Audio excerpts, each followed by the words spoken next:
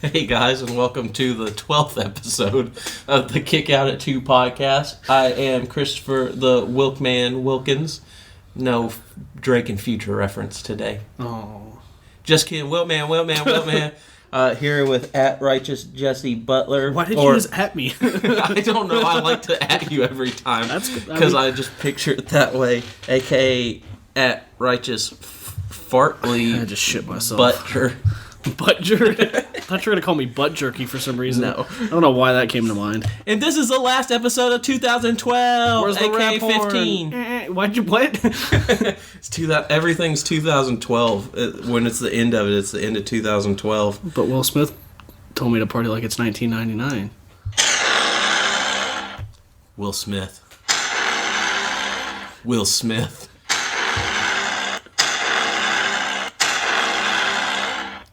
Will Smith. That was way too fun for me. I don't know why that happened, We're but I love getting it. ignorant. We're having our New Year's recording party.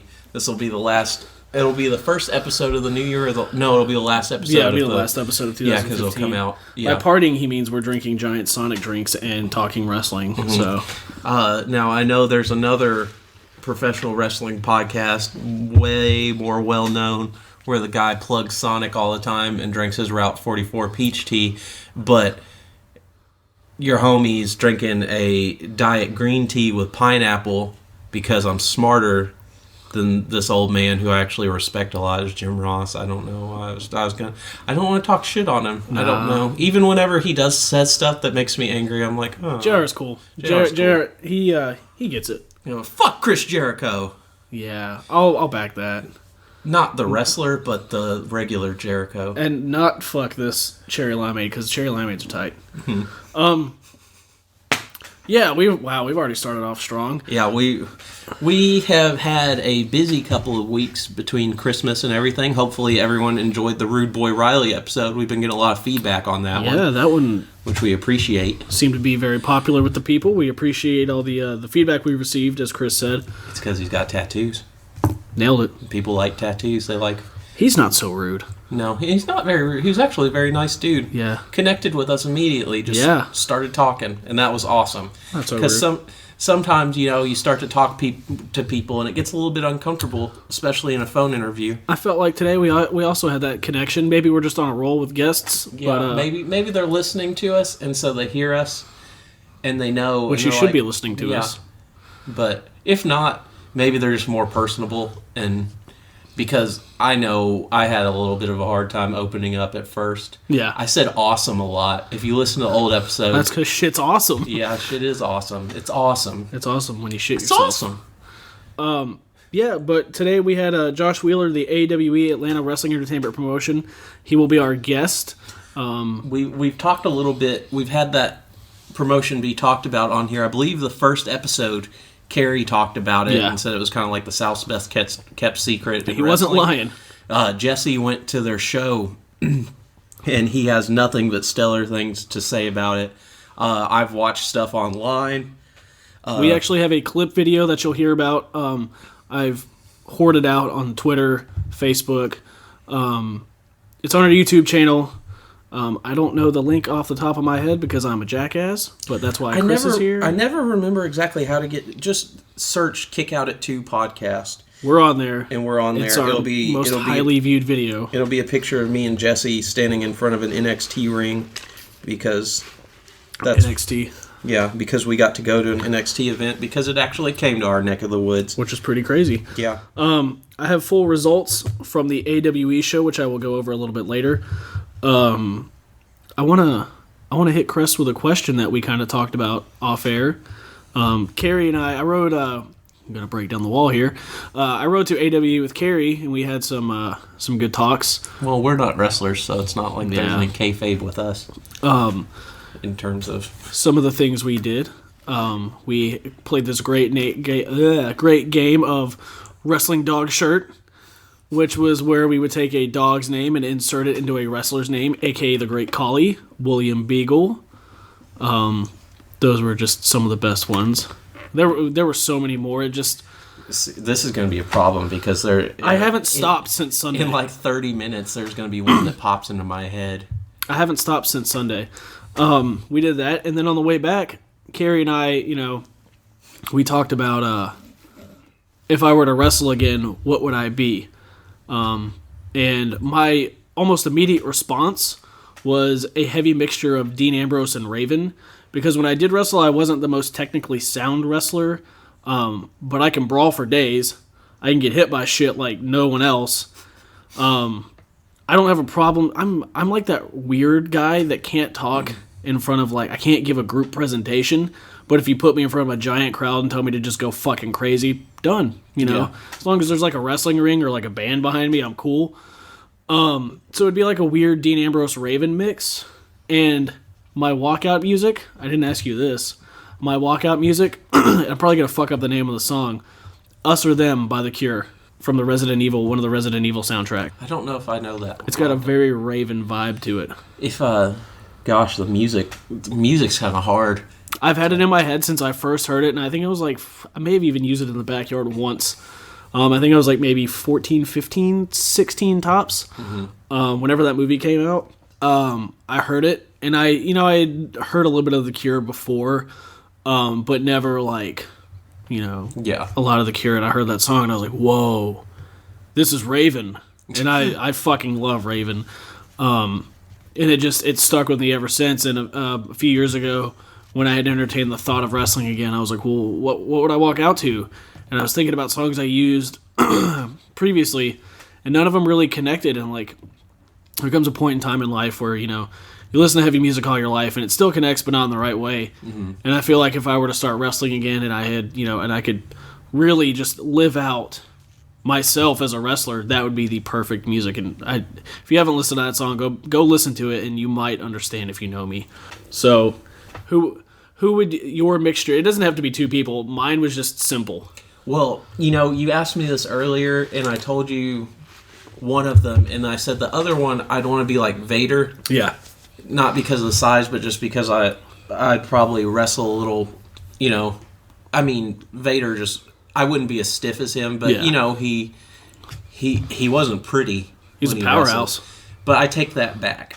I would be post broken neck Steve Austin. Okay. In how he kind of did the brawling, but there would still be suplexes and stun guns on the rope and stuff like that here and there.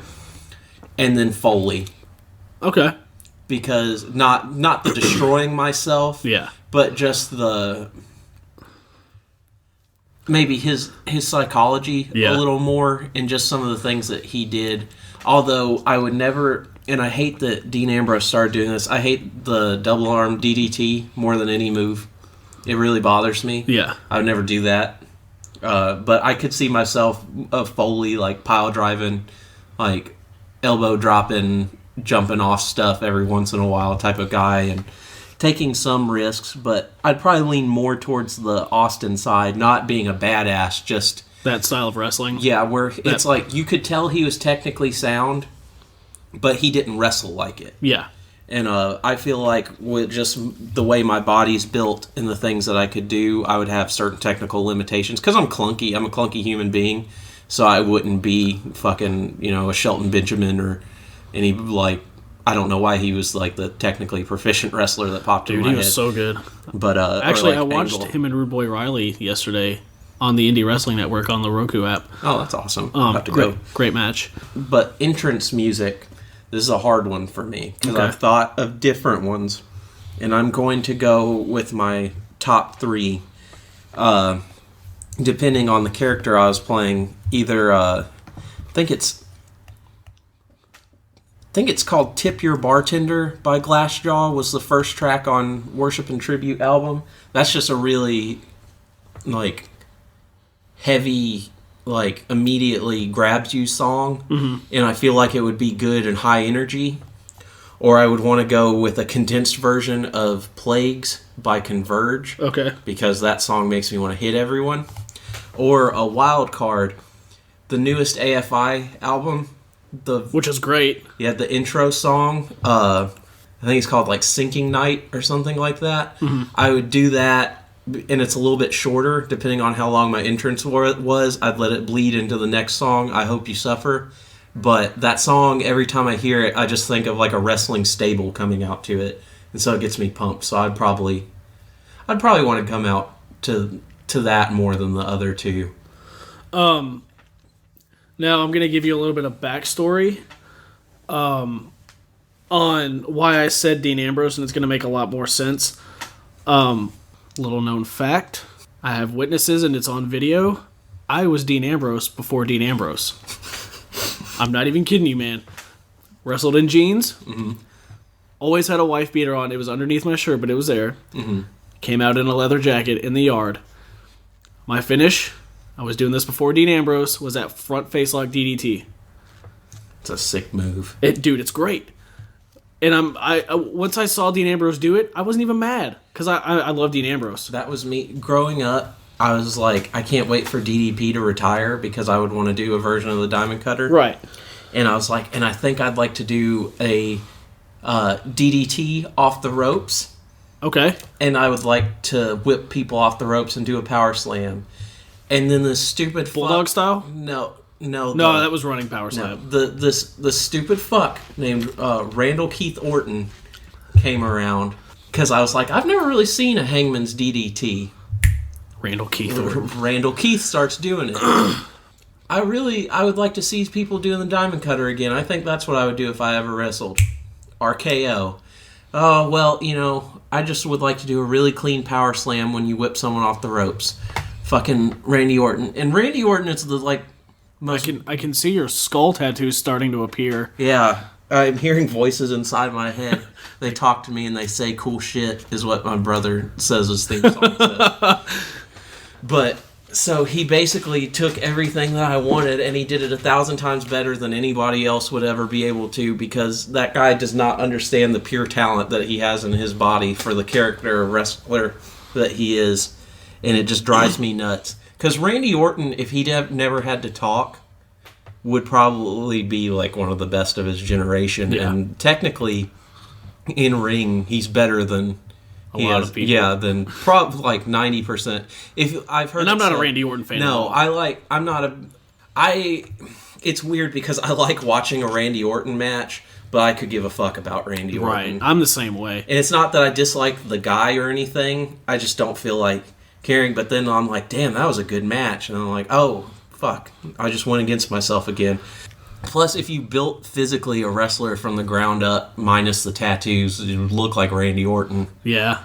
Yeah. Height, build, he's not too big, not too small. He's believable. Yeah. Also, I came up with this maybe a year ago in my head, the first time I'm putting it out in the world. It's overkill, and I'm well aware of this. When I thought of it, I was thinking of the wrestling crowd of today. There was a lot of combos and, high spots and stuff for my finish. And I don't think I'd be one of those guys that got to hit my finish very often, and that's fine because I wouldn't want to hit my finish all the time in every match. My finish, now follow me on this, okay, would be an angle slam, because you don't see angle slams that much. Yeah. An angle slam, but I would want to have the strength, and I would hopefully be working with a caliber of people that could take an angle slam, roll to their feet, and then I could hit that front face lock DDT. It's easier to show somehow, but I swear to God, if you should just, I don't know, it works. I thought up that comeback moment where... And if anybody fucking steals that, I swear to God. I want somebody to steal mine because I don't wrestle and I want to see someone do it. A comeback where they've been getting their ass whooped. They lean their head on the chest of the guy that's been whooping their ass as they're getting to their knees, and then they just bash the dude repeatedly in the stomach, shoot him off the ropes, bash the dude repeatedly in the stomach, just like they're hitting a punching bag, back fist him, shoot him off the ropes into a Northern Light suplex when they bounce back off of it. Northern Lights is sick. Yeah, because that's my favorite suplex, and also because whenever there's like these fiery comebacks, it's always like, oh, I'm shaking my head, I'm doing this, and people have to believe I'm coming back. Why wouldn't you be like hitting people? Yeah. Not just like, oh yeah, I feel the spirit. Which, here's something, I don't want to complain a lot on this podcast about stuff, but I want to complain about something real quick. I can't stand when wrestlers And I understand why, because no one wants to work to like a quiet crowd. But I can't stand when like people just like start of a match or at any point like, oh, I'm getting my ass beat, I'm going to start clapping in the air to get the people to like rile up with me. In a tag match, it works where they're stomping on the outside like, hey, make some noise. Maybe it'll wake his ass up. But like... Why didn't I just think of Evanescence? Please continue. But it just bothers me to know. It's like little things in wrestling that irk me, like just like how little things in life irk me. But that's one of them that's always bothered me. I wish people would stop doing that. Like, hey, get into my match. I'm going to clap. Because if I was a heel, I'd be like, I don't give a fuck if you're clapping. I'm still whooping your ass. And I would yell at the people for doing it. And then maybe they would clap at you to spite the heel. That would make more sense. But when you've been getting your ass whooped, and then you just put somebody on, like knock somebody down, don't start clapping to get people to clap along. Go hit the guy, because it's supposed to look like a fight. And we talk about that later on. Yes, we talk about that with Josh from AWE, about wrestling needing to be thought of more as a sport because it's easier than thinking of it as the entertainment. We all know it's a work. But Brother. So we have a few topics we want to talk about since it's the end of the year. Before we get into... I wasn't going to go straight into it, but I just kind of wanted to give like a rundown of what we were going to go for. Gotcha. You know, end of the year, everybody's putting together their match of the year, wrestlers of the year, tag teams, what have you. So we'll be running through some of those. Mine will be a little bit different than Chris's since I don't get to watch like Raw and SmackDown a bunch. But it'll still be cool. You might hear about a new wrestler to check out. So that'll be some of the stuff that we're going to talk about. Plus, we have the Royal Rumble coming up very soon. We'll probably touch more on that on a later episode. Yeah. Because we've still got like a month. Oh, yeah. We need to talk just a little bit about NXT in London. We need to talk about the Tried and True wrestling event that we went to. You've been to a couple of SWF events. Yep. And then... the podcast itself, the interview, you got to talk a lot about the AWE Show of the Year. Yep, I have full results from that. Where do you want me to start? Do you want us to start with London? Yeah, I thought NXT in London was fantastic. Only dark spot, honestly, in the whole pay-per-view, I guess you would call it, was Baron Corbin versus Apollo Crews. I really wanted to call him Uhaa Nation. And the only problem that it wasn't a badly worked match. It just the story didn't make sense, and the fact that Apollo Crews did nothing in that match. And maybe I'll rewatch it and it'll be better. Otherwise, really like the Bayley Nia Jax match. I liked that there's a bigger woman out there playing the monster heel. And that really just puts Bayley over that much more. The Joe and Balor match was incredible. It was everything I'd wanted out of Samoa Joe since he'd come back to, not come back, but started working NXT back on television. My favorite matches of the night, though, honestly, were the first two. The Asuka versus Emma match was the best match of the night. It was stiff, it was awesome, it was exciting. And then I really loved the Enzo Colin Cassidy tag match against Dawson and Wilder, right? Scott Dawson and Dash Wilder. Yeah. I always want to call it it's Dawson and Dash. I always want to call him Scott Wilder and Dash Dawson, and I get mixed up every time. So that's why that took me a second. But I really enjoyed that. The match was so good that when the heels won, I actually got upset because I was into the match as a wrestling fan instead of a guy who can sit there and try and pick out stuff that went wrong, which I don't like doing that. I hate that sometimes I get taken out of a match. But that match with the crowd and everything was so electric and exciting that I was really just wanting to jump out of my seat if Enzo and Cass finally won the tag titles. So, well done on their part. But yeah, that night felt like a late 90s, early 2000 WrestleMania in the feel of the production of it. I don't know if it was the venue or what and how they hyped everything and just the crowd. I felt like I was watching WrestleMania 2000 with better matches. That's cool. So that was cool. In case you haven't noticed, I haven't watched it yet. Yeah. But he's been scouting the indies, brother. Yeah. But yeah, I would also like to say that I think we talked about Roman Reigns winning the title. Yeah, we covered that one. Raw last night, actually pretty good. 85% of it felt like it was written by someone who actually watches wrestling. The matches were good. There were parts of it that, You mean, bro, there were no swerves, bro? No, there weren't real was that a Russo? It was. I watched the Monday Night Wars last night. Oh, okay. I fucking hate Vince Russo. He can hear it if he wants. Bro, why so much heat for Russo, bro? I don't know. What are you trying to call his shit? Pyro and ballyhoo? He can shoot Pyro and ballyhoo up his butthole. I can't stand that guy. That guy tries to act like he understands things so well. But the fucking jabroni, and I'm going to call him a jabroni on our wrestling podcast because jabroni? Yeah, jabroni.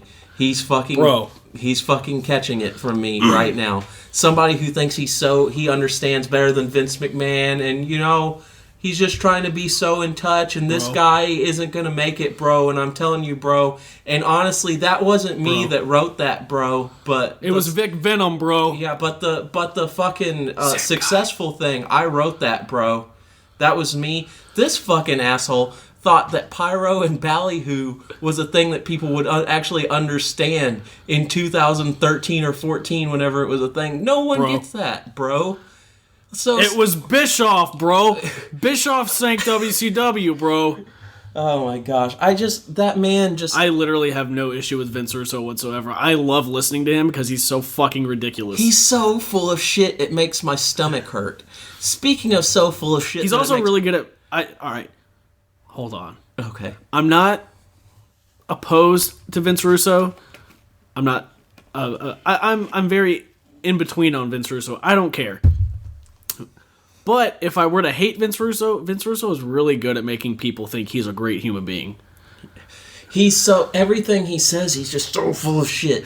It makes me... I love that I've brought this out of Chris. I'm getting aggressive. I've had a rough day with my anxiety. I had to go to a mall earlier and I almost smacked a guy just because he was walking too slow in front of me. I just had to deal with annoying people in parking lots. So here's what I'm going to go off on. I got 3 things to go off on, then it's going to be all positivity. Fuck Vince Russo. If we're talking about people that are so full of shit, we still have the Hulk Hogan contest going on. Follow us at KOAT Podcast on Twitter. Hashtag Hogan Fears KOAT. Bro. Send us something where you're destroying Hogan merchandise, paper, whatever. We got one more week for it.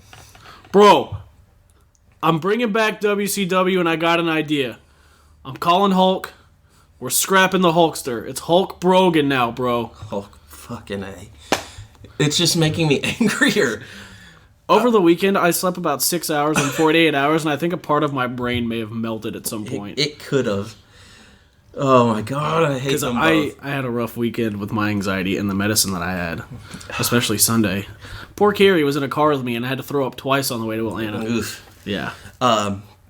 Anyways, third thing I hate. John Cena returned last night. And a lot of people were like, oh, his promo was real fiery, blah, blah, blah, blah, blah, blah, blah. Suck a dick, John Cena. Here's the problem. He cut down... I'm so sick of... Okay, you've got a heel group called the League of Nations. I get it. I'm so tired of the pro-American rhetoric whenever a wrestler comes out. Like, John Cena is not Johnny America. John Cena was the doctor of thugonomics. And he switched his promo from being like, how would this... He's basically like, why wouldn't this pussy defend his title against me right now? I deserve a title shot. And then he just kind of like... John Cena is a heel. He's a heel that kids like. And it drives me nuts because anything he says, he just shits on everybody. But it's not in a way that The Rock did it where it's funny. It's just John Cena shitting on people and then saying things like poopy. Like, he makes all these jokes. And then he switched his promo while he's like bitching at Del Rio from one thing to... He said dog so many times last night. Go on Hulu, go on whatever, watch recap of the John Cena promo when he starts talking about Brooklyn, and he just says dog every 2 seconds, and it's like, who are you? Are you the Marine, or are you Thugonomics, or are you Mr. Fucking, I'm not going to call him Fruity Pebbles because that was annoying, but like, Rainbow Guy, like, what are you?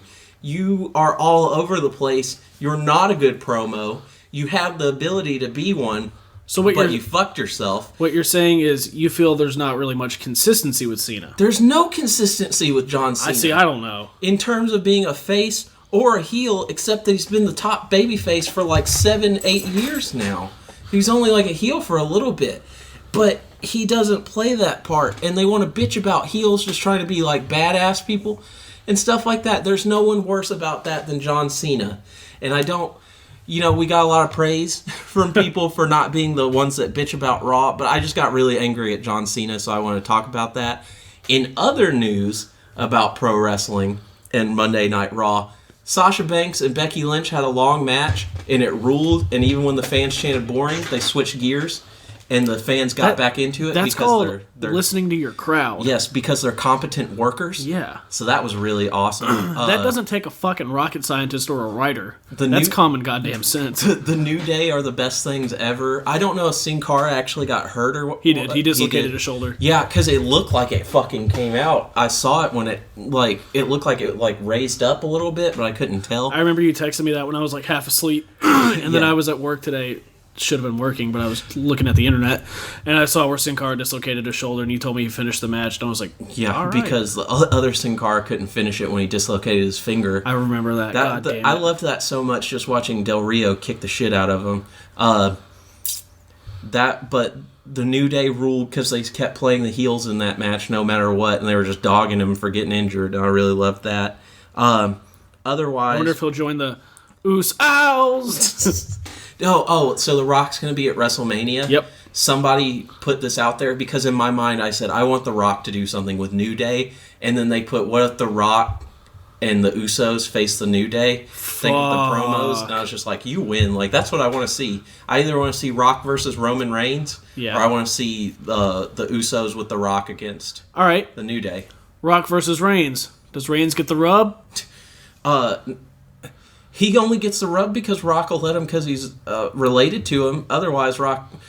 I love The Rock. Rock bottom! The Rock is a very selfish wrestler. I still love him, and you need somebody that can, take... That's the problem with John Cena. You put Chris Jericho against The Rock, Chris Jericho was able to shine on his very first promo in WWE against The Rock where even when he was the pissy face, it worked. You had a whole year of build-up between Cena and The Rock, and you never felt like there was really anything. It just sounded like they were like babies arguing with each other. Stone Cold could go with The Rock. Kurt Angle could go with The Rock on the mic. Oh, it's true. The only people in WWE right now that could go on the mic with The Rock are named Dean Wexley Ambrose. I just made that middle name up, but it's canon right now. It's Kevin Jean-Pierre Owens because he's French-Canadian. Wexley. What the fuck kind of name is that? I don't know. I hope there's a Wexley that listens to this and gets real stoked about that. You're welcome, Wexley. And fucking the New Day. They're the only ones that could go out there and talk with him and it be entertaining. Wexley. Dean Wexley Ambrose, DWA. Sounds like a NASCAR driver. Dean Ambrose was 2 beers and a 2 beers and a goatee shy of being Steve Austin? No, Dean Ambrose was 2 beers and a channel change from being a NASCAR driver than a wrestler. Whenever he first saw wrestling, if it was just on the other channel and NASCAR was happening, that's Ambrose. And that riff at the very beginning of his song kind of sounds like a what? Yeah. Yeah, they were trying to make him fucking Sparky Plug. God damn it! He was going to be. They tried to sabotage. I just had a lot of fun with talking about who could go with The Rock. We're Dean Wexley Ambrose. But I had an idea from Raw. Okay. Zack Ryder made an appearance last night to get squashed by the Big Show real quick. Woo woo woo. I like Zack Ryder. I do too. His gimmick doesn't work now though. Nope. So there's this little group called the League of Nations. Who is you don't say? Who is now, in my opinion, whether they want it to or not, run by Alberto Del Rio. I couldn't come up with anything. If that is your real name. Fuck. I don't know why I'm doing all these random fucking Because things. we're hyper and it's late at night and we've had a good day. Rocks. There's Seamus, Irish. Del Rio, Spanish. And Mexican. He's from Mexico, right? Yeah. Country of origin. You've got the English Wade Barrett and the Bulgarian Brute Rusev, who I fucking love. I love Rusev. I love Barrett too, but he's always hurt. Yeah. So they're not represented by Canada or America, and you're like, well, they're the anti-American group. They don't have to be. They're called the League of Nations. True. So it doesn't have to be that heel against America group. You could just have a dickhead American in that group. And that's where Zachary Ryder comes in. All they have to do is have him come out during one of their matches, slap the shit out of John Cena, cut an asshole Long Islander promo about how he's the fucking king of the internet and how his subjects suck because everybody's a fucking internet mark. Be a dickhead from Long Island. Bring back up the fact that John Cena squashed his career, and then you have an upper mid-card heel who's in a main event level rub thing. And that's all it takes, and that's utilizing talent. He changes his finish, and he doesn't do the woo-woo-woos anymore. You know, I really do back that. But, bro, I got a fucking swerve for you. Oh, God. We go to Canada, and we fucking get Petey Williams back. We legalize the pile driver. Canadian destroyers for everyone on the fucking roster. Brock Lesnar is taking it off the fucking cell next week. And then we're going to go to fucking Germany, and we're going to get Alex Wright back, bro. Look, And actually, I would be really stoked on those two acquisitions because I fucking love both of those wrestlers. I don't know. I was hoping you were going the route of Kozlov for a second there. Oh, dude, I forgot about Kozlov. He was great. Kozlov was tight. No, Kozlov was tight. dude, I don't really like Petey Williams that much because I hate the Canadian Destroyer as a finish because it doesn't make sense and it takes me out of the realism of professional wrestling. Damn, bro. There's certain stuff that it like irks me, like that stupid like reverse like flip rock bottom thing because like his body the wouldn't Spanish do fly? that.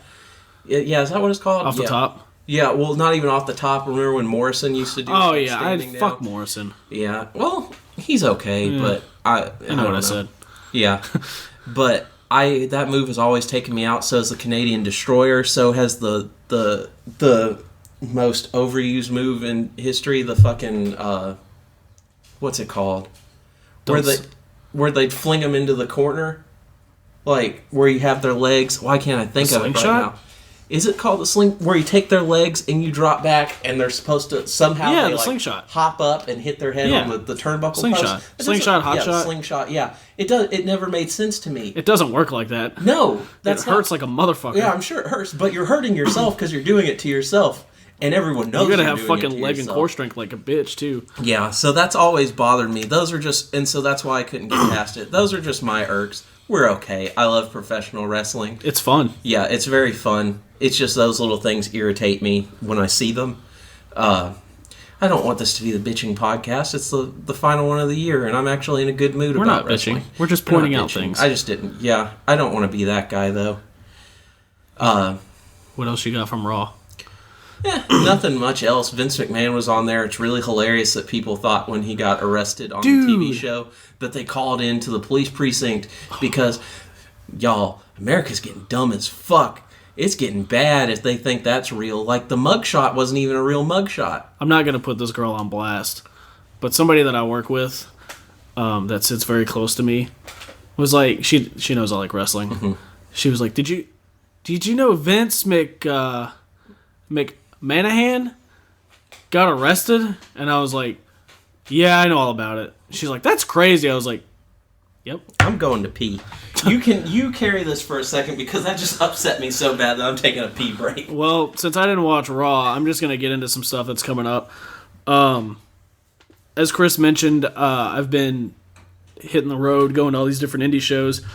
I've been hitting SWF a lot. Unfortunately, I don't have full results from when I was there recently, but Buzzed Up did win the SWF Heavyweight Championship from our former guest and his friend at the time, Jeremiah Plunkett. Buzz also suffered some pretty severe bruised ribs, so it was pretty gnarly to watch. But he's okay. His ribs are bruised. Buzz is a great guy, and we wish him the best here. Let's see. I've been doing SWF. We did TNT. We went to Tried and True Pro Wrestling in Clarksville. We had a blast there. All those guys were great. The production value, it went way above anything that we, could have expected or anything they really had to do. You could put wrestling in a gymnasium in a high school, and it would be perfectly fine. But these guys really, they had production sheets and, just quality lighting and all these little minute things that a lot of people don't put thought into, and they had the resources to do it. It was, it was a great show. We all had a lot of fun. We made some connections, and I'm actually going to get into some of those connections right now. Met a guy who does, he did a table there that he has a lot to do with the Comic Cons here around the city and the surrounding states. And actually coming up in Murfreesboro, Tennessee, if you live in the area, on January 16th and 17th. In Murfreesboro, Tennessee, at the Clarion Inn exit 78B, there will be the Murfreesboro Anime and Comic Convention. I do believe there will be some wrestlers there. There's going to be comics, anime, and toys. So that'll be fun. Even if you're not, a wrestling fan, you listen to this for other content, go check out some comics or some toys, whatever. And speaking of anime, I'm back, and I know that was unprofessional of me, but I really had to pee because I drank this Route 44 drink, and also I just got really frustrated that people believed that television stunt was real. In anime, there was a show called Kaniku Man, aka Muscle, in America. It didn't last long, but you can find some subtitled episodes on YouTube, and it's about an alien guy who wrestles. And they literally had real wrestler characters in there from back in the 70s and 80s. There's a Dusty Rhodes that he wrestles at one point. There's Terry Man, who I believe somebody was supposed to be Terry Funk. It might have been him. He was a Texan. I don't know. That sounds about right there. They pulled off, so it's really random, but I know wrestling fans are nerds, and I actually think the show's kind of hilarious and a lot of fun. You can look that up. There's also been a lot of wrestling comics out. Yeah, I was actually going to get into that here in just a second. We have another, this one actually in Clarksville, where they do Tried and True Comic, Anime, and Toy Con, April 30th and May 1st of 2016. That's a Saturday and a Sunday. Admission is $10. Half off the admission with a military ID. You can go to ComicCityTN.com. That's Comic City, the letter T, the letter N.com. And they should have all the details for that. And I believe there will also be some probably local and regional wrestlers at that as well. Mm-hmm. I'll probably also post a picture of the flyer with all of the information. Well, that, and also I have another list here that's just way too much to read. Oh, yeah. For all the upcoming ones. Yeah, around the area, like the southeast and stuff. There's a bunch of stuff. We're actually, looks like we're getting Walker Stalker in Nashville. I'm not really sure what that is. It's probably Walking Dead or something, I would assume. But I'll probably post pictures of that sometime in the near future. And we have a friend, actually, that does a lot of stuff like that. I don't know if she listens to the podcast. Remember Dixie? Yeah, Dixie's awesome. The Rat Tail. She always sells stuff at those conventions. I actually have a few of her buttons. Yeah, we should plug her on here. I don't know why I've never thought about that before. Me either. Yeah, it's the Rat Tail, right? I believe her thing is called. She's at these conventions all the time, the horror and tattoo and she's a comic sweetheart. Conventions. The nicest girl. She's always been cool. She used to book shows. Yeah. She was always really awesome to us. And she likes to make stuff and sell stuff at all these, so you should definitely check her out. I saw her at the Comic and Horror Convention this past year, where I picked up my Vader Elite Mattel. Mm-hmm. She was selling buttons and pins and keychains, and then she also had these little coffins that she made, which were really cool. So we'll get more info on her, and we'll post that up. Yeah, I don't know why we never thought about. Yeah, I don't either. We're bad about stuff, but when we remember. Yeah, speaking of remembering, so my roommate went to this local comic shop by our house called Rick's Comic City. Who is on this? Huh? This flyer? Yeah. And he he lives with me, so he knows how much I love wrestling. He's watched pay-per-views with me and stuff. He saw this comic from Image Comics called Ringside, and he picked it up for me. It's the first issue number 1, and I'm really excited to read it. If you guys haven't seen it, it looks really cool. I just got it today from him, so I'm really excited to read it. If you guys have read it already, I don't know when it came out, but if you guys have read it, go ahead and, shoot us I almost said a text, don't do that. Shoot us like a tweet or hit us up on Facebook or something. Let us know what you thought of it, because, probably if Chris hasn't bought it by the time I get done with it, I'll just let him borrow it. Because I'm usually pretty bad at reading stuff, but this is actually a comic about wrestling, so I'm really excited about that. There's also a comic book that I've been following on Instagram. I haven't been able to get my own copy of it yet, called For the Title, that has a bunch of 80s wrestlers in it, and it has to do, it's a web comic, and they do a panel a day, and they sell it in a cool compiled version of it. You really should look it up. It's hilarious. The Macho Man and Ultimate Warrior are all in it. So if you like that stuff, you like older wrestling and comic books and stuff being kind of goofy, For the Title on Instagram, and they have forthetitle.tumblr.com/shop to purchase it. Just give it a look and see if you're into it, because I always thought it was really interesting. Other than that, plug What a Maneuver as usual. I heard most of it. I hope you didn't get me peeing through the microphone. I didn't pee through the microphone. No, he did. But the bathroom's close to where we are, so I didn't flush yet. But I washed my hands. I'm sorry. It's the end of December, end of 2015. Fuck them. Christmas was good. WWE 2K16 is really fun. I got that for Christmas. Hell yeah. On the Xbox. But anyways, we want to promote What a Maneuver. Always. As per usual. Because we're doing that contest, and he's the homie. And we'll be seeing him soon. He didn't get to come out to the Clarksville show. Which I heard you talking about it. I was really impressed with that show. The wrestling, I was saying, we talk about with Josh, how production is and everything, but the guys at Tried and True had the resources, and they used everything they had. Yeah, and there were a lot of fun spots and matches in that. It was one of those wrestling shows that's definitely family safe, which is great. Mm-hmm. But it's not so family safe to where you or I couldn't go if we weren't as into wrestling. I mean, hell, the main event was a no disqualification match, and they beat the crap out of each other. And James Storm showed up. Yeah, which I don't know why we hadn't talked about yet. He reffed it. Must have been an easy payday for him, brother. Shit. I would have done it too. I think he took one bump. Yeah. And he super kicked Crimson. We had a lot of fun there. Mm-hmm. Like I said earlier, we made some good connections. Some potential future guests that we will have on the show. So let's see. And I bought a fanny pack. We raided Josephus's merch. Josephus Brody had a fanny pack, and I bought it because he was selling it. He's a great dude. We finally got the chance to meet up with him and speak face to face. I ended up getting a patch, a coffee mug, and a Christmas ornament from Josephus because he was selling those types of things. Yeah, and that's something people should be thinking about. Do your 8x10s and your t-shirts, but think outside of the box. Yeah, take that into account, wrestling fans. Or wrestlers. Fuck, I'm sorry. It's late. So we've been hitting the indies hard. We did Tried and True. I've been going to SWF.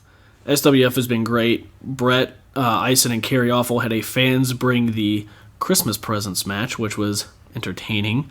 I watched two of my best friends take. Brett took a pizza cutter to Carrie's head. Carrie took a cheese grater to Brett's head. Carrie got urinagied in some tacks. Not just tacks, push pins, broken Christmas ornaments. Oof. Let's see what else. Brett had his head and his testicles stapled with a staple gun. Golly. They both were bleeding like stuck pigs. Brett got the W over Carrie after that uranagi, I believe, onto the tacks and stuff. Of course, Buzz won the SWF Heavyweight Championship, as I mentioned earlier. Going to go back to Carrie real quick. This will come out on Thursday. Today, on Tuesday, today is Carrie Awful's birthday. So, I'd like to take this time to wish him a happy birthday. Carrie's been a huge help with this podcast. Carrie and Nick both.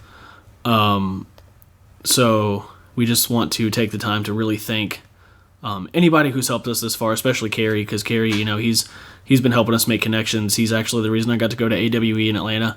So really just want to say thank you to him for all the help he's done. Hope his birthday was great. I had the chance to see him today and give him his birthday present, which was the Hot Rod Rowdy Roddy Piper Funko that is now in stores. I bought 4 last night for me and friends. Rest in peace, Piper. Yeah.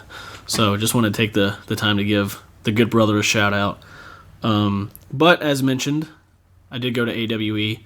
I do have full results from that ridiculously amazing show. And I'll run through those real quick. There's going to be some names you're not familiar with, and that's fine. That's what the internet is for, so use it. I watched an amazing opening match. The Lynch Mob versus the Spring Street Suicide Squad. And the Spring Street Suicide Squad got the win over the Lynch Mob. That match was crazy. There was so much high flying at one point, and I mean, I've got a shit memory, but one of the teams, there was a superplex to the outside from the turnbuckles onto the other two guys, and it was wild. In the that's in the clip video on YouTube. Yeah, it's actually in the clip video. In the second match, Murder One wrestled Owen Knight. Murder One went through a fucking door that was still attached to the wall. And it wasn't gimmicked, as we'll learn later in this podcast. That was, like, I was literally in that bathroom hours before I opened and shut that door. And holy shit, that match was wild. That door spot is in the, I guess I really shouldn't call it a spot, but that door part is in the clip video, as well as the elbow drop that Murder does off the stage.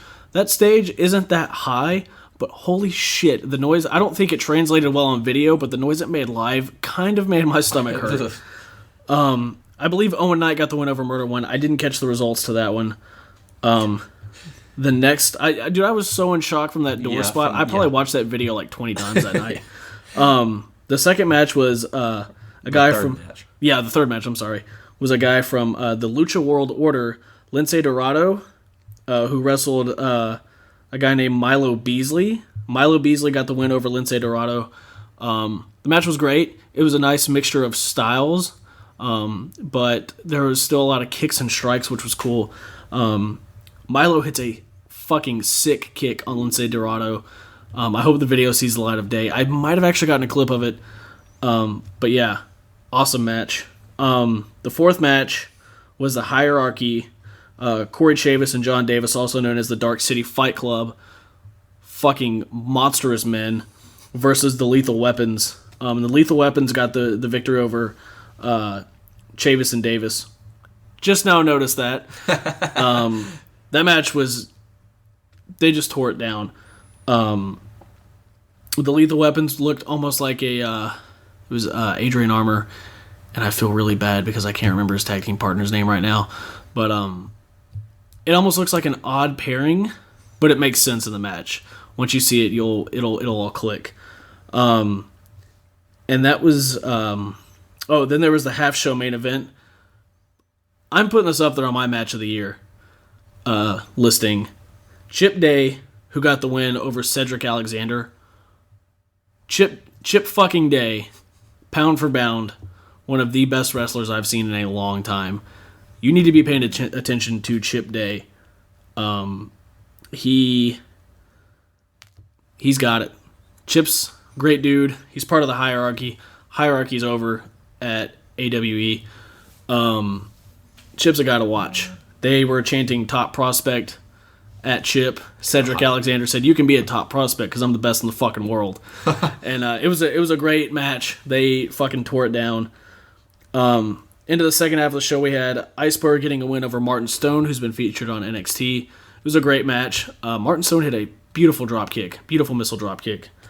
The next match, a guy that I think you would enjoy, his name is Aaron Epic. He claims to be the biggest douchebag in professional wrestling. he went against a guy, and I'm gonna butcher this poor guy's name. I believe his name was Serpentino. That would make sense. He's part of the Lucha World Order. I'm probably wrong on the pronunciation of his name. That match was great. So they're the LWO? Yeah. That's so fucking funny. Yeah. Lince Dorado came out. He had LWO on his tights, and I was like, "Get the fuck out!" Yeah. And it wasn't Latino World Order; it was Lucha World Order. They're from that's awesome. They're billed from Puerto Rico. Let's see here, and Aaron Epic got the win over Serpentino. Ashton Starr versus Marty Bell, who is one half of the Shine Tag Team Champions and also wrestles on Impact. Marty Bell got the win over Ashton Starr. You will hear Josh talk about Ashton Starr later on in the podcast. Ashton, great character, awesome person. Marty Bell was a sweetheart as well, from what I got to talk to her. That match alone was great because of the crowd interaction. The fans of AWE really protect their home wrestlers.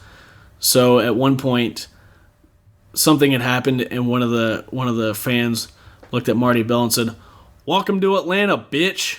God. She immediately did something to Ashton Starr, looked over and responded to the guy that just said that. She turns around, and I believe she catches a kick or something from Ashton Starr. That same fan immediately responds with, "Welcome back to Atlanta, bitch." Good Lord.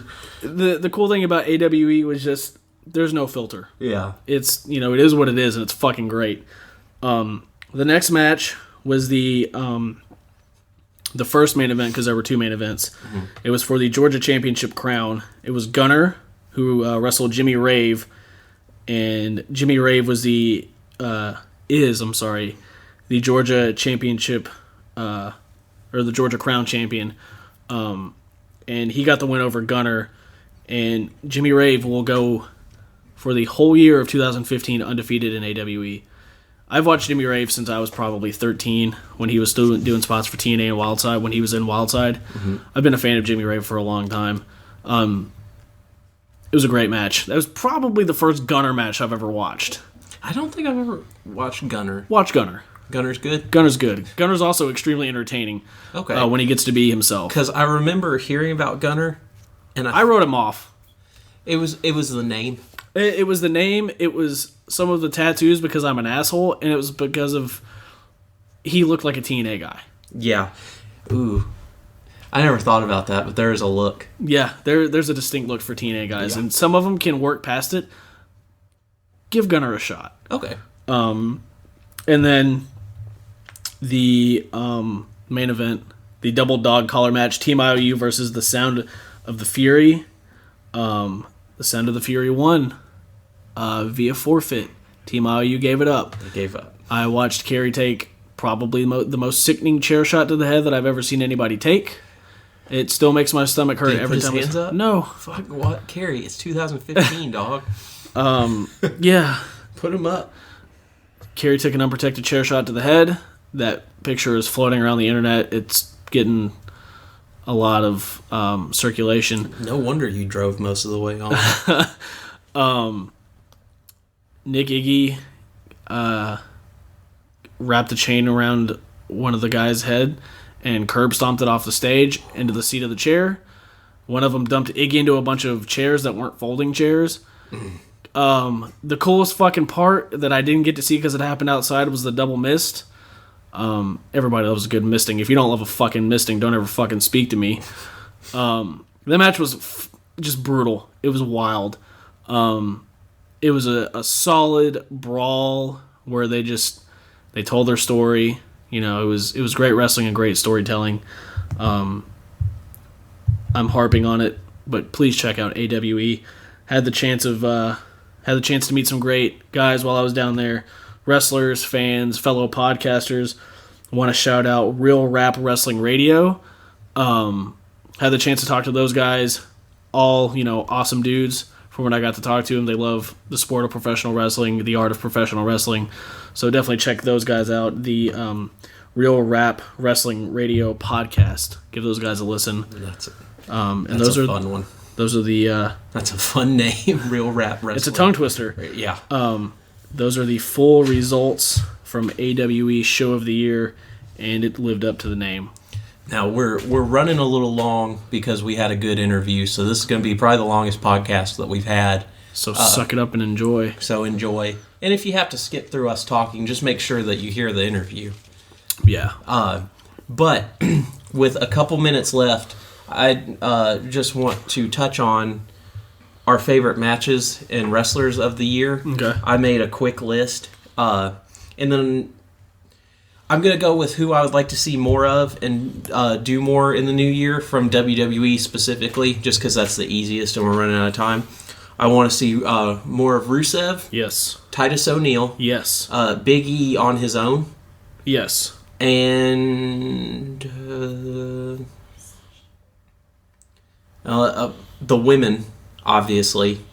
All of them. I want to see less Charlotte and less Alicia Fox and more Becky Lynch and Sasha Banks, because that brings us into favorite wrestlers of the year. I'm going to throw you my top 5, and it's just in no specific order, just because I love them. It doesn't really matter what they did. Sasha Banks, Big E. I'm going to go with Kevin Owens. Okay. Shinsuke Nakamura in Japan, and then Kota Ibushi in Japan, who is now nursing a neck injury, and hopefully he comes back soon. And my favorite matches of the year from WWE and one from New Japan, because I didn't get to watch a whole lot of them this year, but I did start to watch a lot more. I really enjoyed Reigns versus Daniel Bryan at Fastlane. I've watched that a couple times. Also enjoyed Reigns versus Lesnar at WrestleMania. I think people are forgetting about that one a little bit, but that was a hard-hitting match. Felt like a real fight. I almost enjoy anything Lesnar does, to be real. The Owens versus Cena matches. Both Bayley versus Sasha matches. Brooklyn and the Iron Man one. And then I think my favorite match of the year, honestly, it's really close between Sasha and Bayley and Nakamura versus Ibushi at Wrestle Kingdom. And with that, do you have some favorites? Yeah, I'm just gonna rapid fire these. No order. No order. Lesnar's on my list. Mm-hmm. Lesnar, Owens. Most of these will probably be WWE guys. Lesnar, Owens, Cesaro, Banks. Lesnar, Owens, Cesaro, Banks, and Ambrose. Ambrose had a great year. Yeah. Guys that I feel like you guys should check out, and I'm going to harp on AWE one more time. Chip Day. Jimmy Rave has had probably the best year of his career in a long time. Jimmy Rave's back. Jimmy Rave is the son of the South. So, make sure, Jimmy Rave had a lot of success in, like Ring of Honor and TNA. I feel like a lot of people may have forgotten about Jimmy, and I hope that's wrong, but he's back and he's doing great things. Check out Dark City Fight Club. Those guys were very impressive. Of course, don't sleep on Team IOU. Those guys have great things coming to them, as do the Washington Bullets. Mm-hmm. Pretty much anybody that we've had on our show this year, I highly advise you checking out. Yeah. We don't talk to them, for no reason. These are all guys that we, fully believe in and fully back. So, with that being said, I really couldn't give you a match of the year. I stand by Chip Day and Cedric Alexander being one of the best matches that I've seen, not just all year, but in a long time.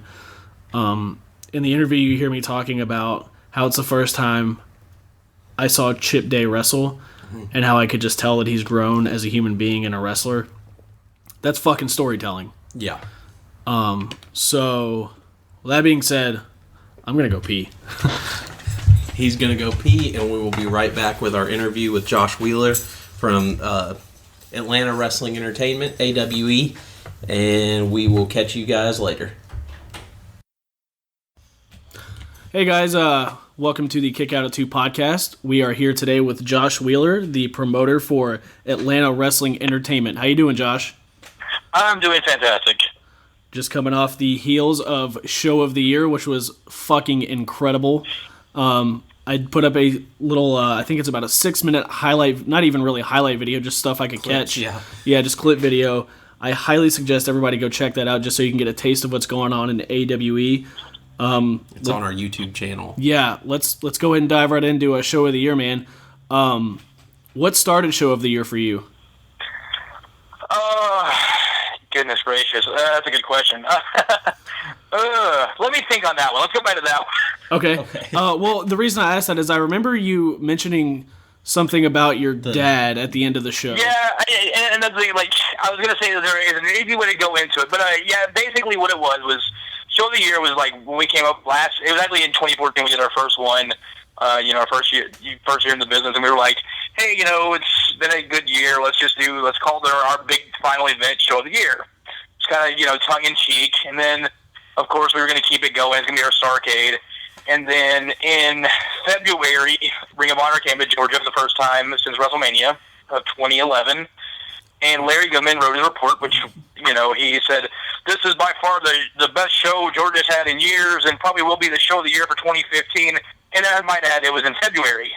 So, of course, me being an asshole was like, okay, Larry, you just made me have to force myself to make Show of the Year 2015 the best show ever.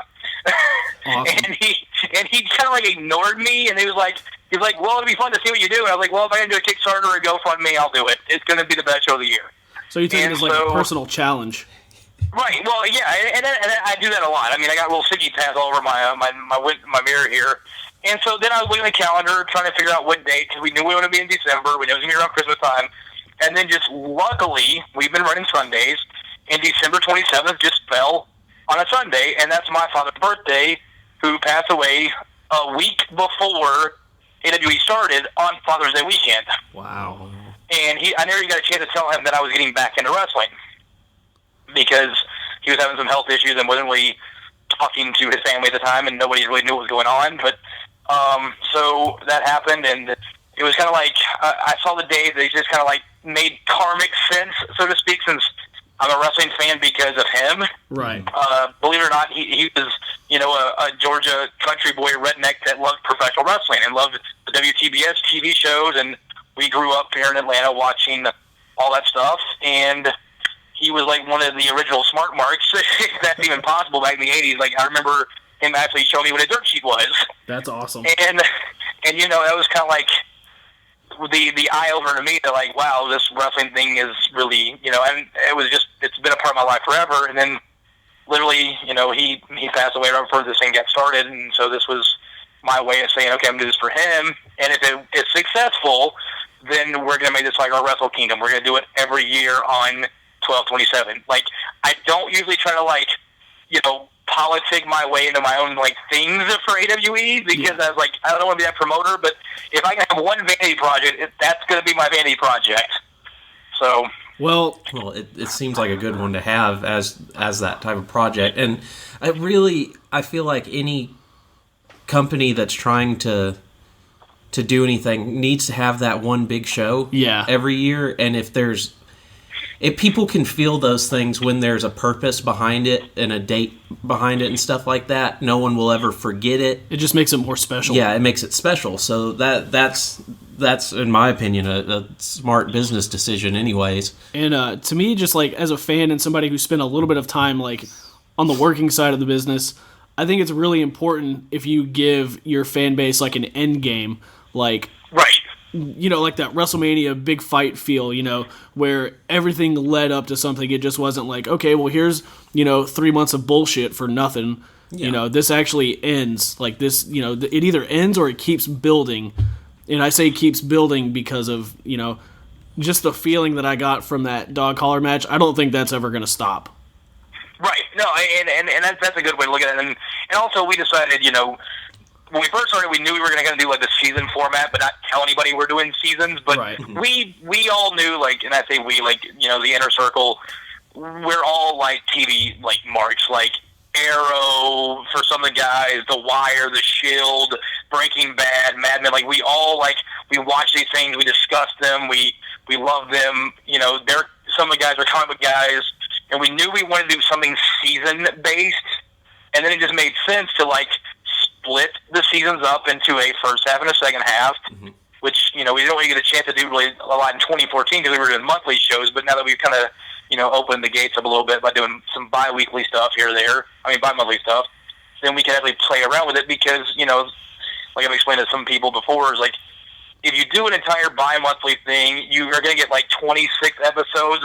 We can trim a few weeks off here or there due to holidays and still get like 21 episodes, which is just like a TV show. Yeah. Right.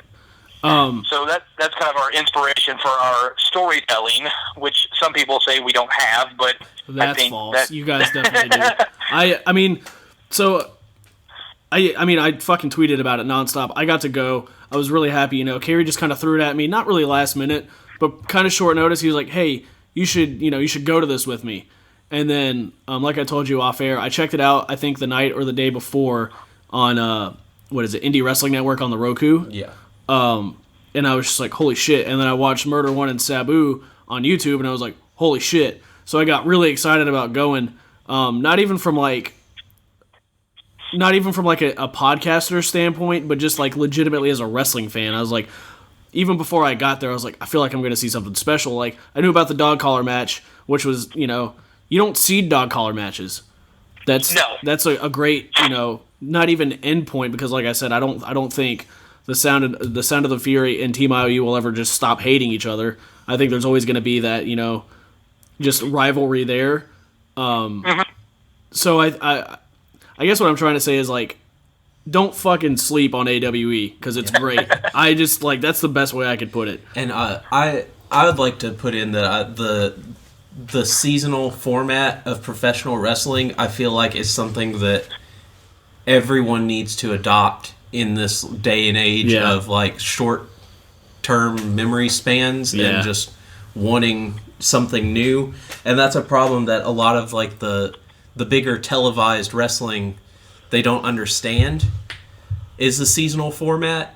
It makes so much more sense, because I was thinking about stuff in terms of like WWE. There's stuff I've forgotten that happened this year that was really good that I won't remember. But if I've only got 20 episodes to watch of something, I could potentially remember that forever. Yeah. Like, I could watch a show that's gone on nonstop. Like, you think of like soap operas, which is essentially what WWE is. You don't remember specific episodes of soap operas, but I can remember like season 3 of Buffy the Vampire Slayer, like almost every episode, because I only was given so much of it. And I think... Go ahead, sorry. Oh, no, you're fine. You can go ahead. I was kind of like going to like totally agree with you on that concept. And I think that's where, like, you know, I grew up a child of the 80s. And in the 90s, so yeah, we had Superstars, we had Challenge, we had Saturday Night, we had the 1 hour shows, but they were booked so that there was nothing to remember, but the things you do remember stood the test of time. I still to this day remember Dusty Rhodes getting followed with a horseman and jumped in, you know, outside the building and then breaking his arm. I still remember the Snake biting Macho Man. I still remember the Hogan and Andre Piper's Pit. I still remember those moments because they stood out in a world of squash matches. Don't get me wrong, I love squash matches, but those things stood out, and that's what I think is missing now is, like, you know, kids today are like, oh, well, you know, John Cena and Roman Reigns or whoever the star is. We grew up where we got 30 seconds of Hulk Hogan, and we loved every minute of it. Yeah. They you know, when you got those 3-minute Ric Flair promos at the end of Saturday Night, you know, in the studio, and he's just yelling at Tony Schiavone, you still remember those. Those things live forever. And now it seems like there's so much stuff, nothing lives forever. It's like they're just throwing so much shit at the wall to see what sticks. It's just, it's 20 minutes of a star not knowing how to be a star, because stars aren't made in professional wrestling by 30-minute promos. And they got lucky in WWE with CM Punk that he knew how to talk on a microphone, and look where that got them, because once he got set up, he was gone. And they don't know what to do anymore, and all they want is, you know, advertising. And so they have to fill the gaps in between, while independent wrestling, I think, has a very good chance in the episodic format to, even if it just ends up on the internet, to really... you know, change the game. I don't know exactly where I want to go with this. I'm like, my brain's a little scrambled right now, but that's very exciting for me. And then seeing the clips and everything from your product from when Jesse went, and just seeing everything else that I've seen, it's just like, I wish that I could get my hands on this. Yeah. Like immediately. Right. And so if I have a block of it to watch, that's fantastic. And I get my season in. You can just binge and want more after that. Yeah. Right, and that's kind of where my brain's always been, is like, I'm a binge watcher. Like, I literally have become like almost obsessive with my binge watching. Mm-hmm. And a lot of people are like, "Oh, that's unhealthy." And I'm like, but you know what? It's not, because when I was a kid, I used to do the same thing with books. I would get a novel or something I like, and I would just pilfer through them. Like, I would not stop reading until I finished the book, and then I pick up the next book. Like, yeah, I think, and I think that's what we were kind of like in that society now. We're like, it's still an art form. Like, it's still entertainment. It's still, something that it suspends your disbelief or gives you an emotional release or whatever. But I don't think binge watching is near as unhealthy as binging on video games like I used to do when I was a kid. Like, I think that was way more dangerous. Well, I think all of it is just kind of relative to when as long as you're still living your life outside of it. Like, it could take 8 to 10 hours to read one book, or you could watch one season of a television show, and if you're not doing them when you have other responsibilities, what does it matter? Right. Really, just to go along with the binging thing, if you stop and look at how most people live their lives, nowadays, you work between like 40 to 60 hours a week. At one point I was working like upwards of 70 hours a week between 3 jobs. When I did have time, I didn't want to fucking do anything except watch the things that I missed, which was predominantly wrestling. So, if you can cater to those people, which is the majority of, the fucking world, when you stop and think about it, the people that have to work, 5 days a week in a row, and they get 2 days off, and, the first day they just want to decompress and just watch a bunch of shit, it's perfect. It's not unhealthy, it's just unwinding and relaxing, and then you can go about your day, That's the kind of way I see binge watching for me. And with that being the thing, since we are wrestling fans, we want to binge watch wrestling, and that doesn't mean watching the network per se of like the same like Raw episode for 60 weeks, just the same thing put out. We want to see different types of wrestling, and that's where the Roku is coming in handy. With different promotions, and now I'm excited to see anything that you guys will have come out in any sort of format, especially since you're saying you want to do it seasonally in like that sort of format, and that excites me. Which we just went off on a television tangent. TV rules. I don't give a fuck. Yeah, but we love TV. So you guys were running out of the quad, and off air we touched on all that. The show at the quad was incredible. I think the only downside to the quad was the ceiling, and you even touched on that when you at the show when you announced the new building, which I am ecstatic for. I'm really excited to see the new building and watch AWE just grow. I hope nothing but the best for the entire company. But I think the building was great. I loved the small atmosphere. I really felt like I was a part of the show. I didn't feel excluded at all. Like, almost immediately when I sat down, the guys that sat in front of me were just like, "Hey, we like to make friends." They gave me chips to throw at I feel bad I can't remember the poor guy's name. Glenn Matthews. Yes. They were like, "Hey, this is what we do." They clued me in because they smartened me up because they knew that I wasn't from the area. I guess it's a pretty tightly knit crowd, which is awesome. But it's not so tightly knit to where they're like, "Oh, that guy's never been here." They welcome outsiders. Right. And that was one of the things that, like, and we kind of had that problem before we got to Atlanta, and even before you got the quad, where we would have, and in the course of our 18 months, we probably drew over 1,000 different fans. Yeah. The problem we're having is we weren't able to draw the same, 100 or 200 people at the same time. And then we got the quad, we did the summer season, the summer pass, and about 35 people, I think, got on there. $25. You got 4 events, including the chance to see Sabu. So people bought that. And so then they, those people just consumed those 4 episodes, 4 events, 4 episodes, and were just, like, blown away by, the story that we, started the season off with Chip getting hurt, and then Adrian Armour kind of, like, being his best friend and fighting the good fight. And then all of a sudden you find out that oh no, Chip turned on Adrian Armour at Adrian's house, and then Chip joined up with the hierarchy by beating up with their other good friend, Siler Cross. And then you're like, where's the story going? And then that was the thing, was like, those 35 diehards were like, who's the baby faces going to be? Who's going to come and fight the hierarchy? And they wait like 3 weeks before they finally realize, oh wait, Adrian Armour's back.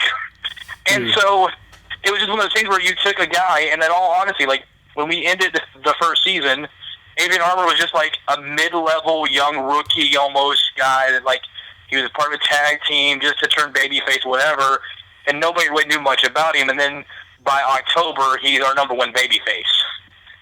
And it was just, and the story's just been so like well thought out and processed. And that's one of the things that we kind of went with too, is we drop and plant seeds throughout our entire shows. Even stuff that like we'll probably never touch on again, there's still an open seed there if that guy ever does return. Yeah, and I was kind of picking up on that. And it was good to finally get a hardcore fan base that not only just keeps up with it, but kind of runs with the stories themselves. Like a picture came out a month ago after Jimmy Rave and the hierarchies defeated Team AWE's Heroes. Jimmy extended his hand to Adrian Armour, and Armour didn't punch him. He didn't slap him. He just looked at him, looked at the people, and rolled out. And the fans posted that photo on Facebook, and they just went on their own tangents of, is he going to turn? What's he going to do? And they just kind of ran with it. It's like, we didn't even plan that story like that. They did. They created that in their own mind. And I think that's what good booking always should be doing. Those fans, the one thing I noticed is I did post a picture of Jimmy in the corner, I believe after the match with Gunner. No, it was, I believe it was before the match. And the hierarchy fans like standing there behind Jimmy while he's in the corner doing the hierarchy symbol. I posted that, and I've seen it as a few people's cover pictures. It's been getting reposted. I think that shit is so cool. Like, you guys as fans just embrace the product so much. And like you said, that they take it and they run with it, and they kind of make their own theories on what could happen. And you don't hear about that. I mean, at least not here in Tennessee, because we have so many little smaller feds that don't really do that.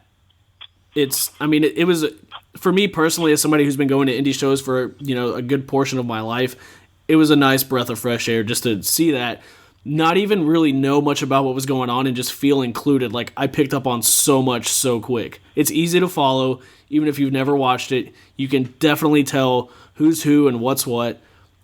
I was just blown away by the entire thing, and I'm not just trying to blow smoke up your ass. Oh no, it's cool. Yeah. Trust me, that's been that to me has been the weirdest part. Is like where we were a year ago when everybody was like, oh, they got 6 more months, they're not going to make it, yada yada yada, no one cares. And then we announced that we were going to run the Masquerade, and people were like, holy cow, they're actually going to the city in 2015. What's going to happen? Then after 2 shows of the Masquerade, the second one didn't do very well. They were already like, oh, they're dead. And then to finally to see okay, we trekked through. We made it through 18 shows in 2015. I don't know how we did it. I still don't know how we did it, but we did it. And now to actually hear people say, holy shit, this stuff is actually good. Yeah, and to hear people that go to other Georgia shows now finally saying, holy shit, that AWE, they're actually got a good product. Like, I wouldn't say it's a victory, but no, that's definitely a victory. It's definitely humbling in a sense, because it's like I didn't know we'd get to this point, and I can now it can only grow. Yeah. And like you said, the quad had a few drawbacks. When we booked the quad, there's 4 clubs in one venue. That's what people don't understand about the quad. So the goal was to use that small little building that we were at, which is actually called Legacy, to do our tapings and then do our bigger events like Show of the Year 2 doors down at this bigger venue, but 9 inches kept the ring out of there.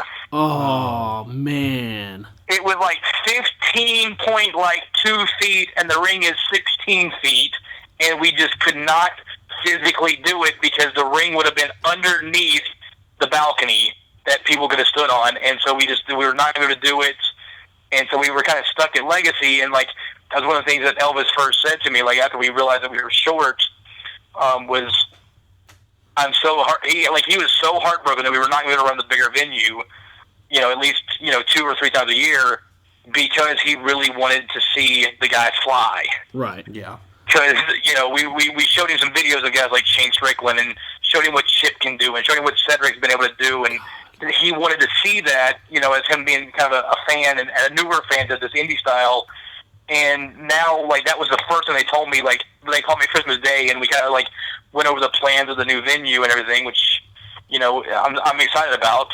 And when I was talking about that here in a second, and they said it's got 14-foot ceiling. I was like, thank God. There you go. It's not a lot higher, but it's going to be at least 2 foot higher than I think what we got. And now guys are actually going to be able to fly a little bit. That ceiling though, it didn't stop a lot of guys from flying. Oh no! When I saw Lindsay Dorado do the shooting star press, I almost died. I almost shit myself. I was like, "There's no way he can do it," because somebody yelled, "Flippy shit" or "do a flip," and he just kind of acknowledged them and said, "Okay, shooting star press," and I was like, "Oh no, that was wild." Wow. Yeah, that was scary. And he came to the back and he goes, "I'm sorry." And I'm like, "There's nothing to be sorry about. I'm just glad you're not hurt." Like, yeah. And that was the thing. Like the Lynch boys and Kinley and his partner Chris Crunk doing the superplex. I was like, God. That one, like that was still like first match. I was so scared because Joey Lynch just came back from a broken foot, and I'm like, please don't do anything crazy. And then they go and do something like that. So, but then from that point on, it was like, hey, let's top this, and that's what Show of the Year was supposed to be. It's like I said, it's our Starrcade, it's our Wrestle Kingdom. So I think after that Lynch mob and Kinley and I'm drawing a blank, his tag team partner. It was Joey and Matt Lynch, and then Kinley and Chris Crunk. Okay. After that tag team match, I'm pretty sure that was the first time in person I've ever heard a "Follow That" chant. That was awesome. And it's so funny because you are right. That they do that chant, "Follow That," and then Murder One and Owen Knight come out and freaking literally tear the bathroom down. God, yeah. Fucking watching Murder One go through that door second match, I was just like, what the fuck? Was the door gimmicked or was No. it? It wasn't. It was No. I went in that bathroom hours before. The venue was literally like it's done. Like they're our last party at the Quad. Like I bartend there occasionally. The last party there is New Year's Eve, and we've broken that door 3 times, but no one's ever shattered through it. And I've always, as soon as someone hits it or turns it the wrong way or pushes it in, I always run over there and try to save it because I don't want doors getting broken. I don't want to lose venues. And Murder had said, "Hey, Elvis, this is our last night, right?" And Elvis was like, "Yeah, that's it." And next thing I know, 2 matches later, they're going to a door. And I'm like, oh, no, this is what they meant. Yeah, that door, god damn, there was no stopping Murder on that one. He hit that door, and, like, I think about weird things when I see shit like that. Like, if I were to do it, I was so worried about his spine and that doorknob. Oh. God, I think about the weirdest shit when it comes to that. Well, little stuff like that would bother. I didn't even think about that. God. I didn't think about that either. I was kind of worried that his head was going to hit the stall because there's not a lot of room in that bathroom. Ooh. Yeah, see, like my mind doesn't even go to bigger shit like that. I'm like, man, if that doorknob jams into a spine, that's gonna suck. Like, fuck my head. Yeah. So we talked. You mentioned Chip. Fucking, Yes. I've heard about Chip from Carrie. And like I said, you can only, opinion is everything in wrestling. Everybody can say that Daniel Bryan's the best wrestler in the world. Everybody can say that fucking whoever is the best wrestler ever. Fucking Chip Day blew me away. Chip fucking Day blew me away. It was incredible. That rhyme. It did. It did, yeah. The thing about Chip is I literally have known Chip since he was 16 years old. He used to come and set up the rings for us way back in 2004 when we were doing Progress Evolution. And then he started filming for us, and then we let him start wrestling. He had been trained by Murder One, before. He had been actually wrestling around since he was 11 years old. No joke. He was trained by Murder One and Corey Chavis. So he's been around the business forever. His stepdad was a worker named Jess Wade. I think he's been going to shows for years. And so, we created this entire content with the kid. He was Kid Ego Jr. He was the illegitimate son of Air Paris. Oh, wow. That's a name I haven't heard in forever. And we had this great story that was going to run for years until finally, and we actually did get to culminate it when Chip Day did turn heel on his father, Frank Paris, many years later. and basically said, I'm glad that you're not my real dad. But then, that company folded because of, actually, I just burned out, and I got a different job and just couldn't really do as much as I wanted to. But anyway, I've known him for years, and I think the past 3 months, he has really turned it up to that next level. And I don't know exactly what triggered it. I'm so glad something did trigger it. I honestly think it was the Shane Strickland match, because I think that was the match to me where we went to Ring of Honor the night before. I handed out almost 1,000 flyers at Ring of Honor the night before. I think 25 new people came to check us out the next day, mainly to see Cedric. And when we had at least 10 new fans who were at Ring of Honor the night before come to me during intermission and said, Chip Day versus Shane Strickland was better than anything on the Ring of Honor show, and that got back to Chip, it lit a fire in him.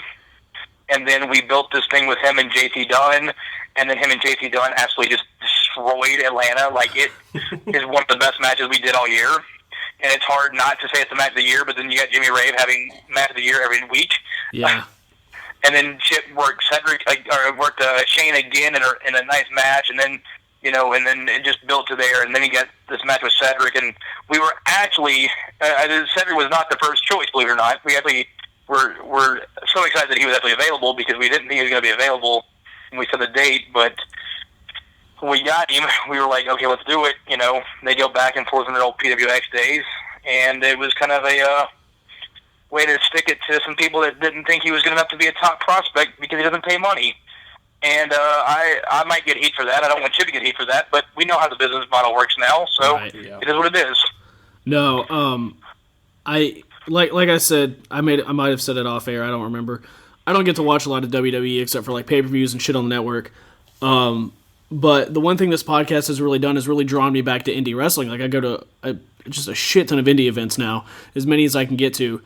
And not even arguably, I would definitely put Chip Day versus Cedric Alexander at the very top of my match of the year list. Wow. That match literally just blew me away. Like, I could feel a story there. And literally just meeting Chip for the first time that day, watching him wrestle for the first time that night, you can always tell when somebody grows as a performer, as an athlete. And I don't know if maybe it was something that I felt Cedric brought out in Chip, or like you said, if Chip just happened to turn it up over the past few months, and I just finally got a chance to see, I guess Atlanta's best kept secret, I think is what you call them at Show of the Year. That is one of his many monikers. But I felt like watching Chip, I saw somebody grow and just finally hit that just natural spring of untapped potential, and him and Cedric just tore it down. It was great. Yeah, I definitely felt like Show of the Year, like, and I kind of knew, like, the last quad show, like, let's be honest, like, the hierarchy story has kind of carried us this second season, and Chip's turning and joining the group after the whole, I mean, that's the thing, is, like, I don't, for those of you who knew the product, like, for the entire first year, Jimmy Rave fought with Chip Day. He refused to give him a rematch after the second event. The first event, Jimmy walked out on Chip and basically said, I'm tired of these young boys riding my coattails. This is all about Jimmy Rave now. And then Jimmy and Murder formed the clique, which would later on become the hierarchy with Iceberg. Then they would actually turn Chip's girlfriend, Priscilla. And then, all of a sudden, like, a month later, Chip's with them. And it's all like, well, how did this happen? And Chip never really said why he joined the hierarchy. I mean, that's still like that subtle story piece that we never really divulged on, because every time he asks about it, he's just like, don't worry about it. Just know that I am a member and whatever.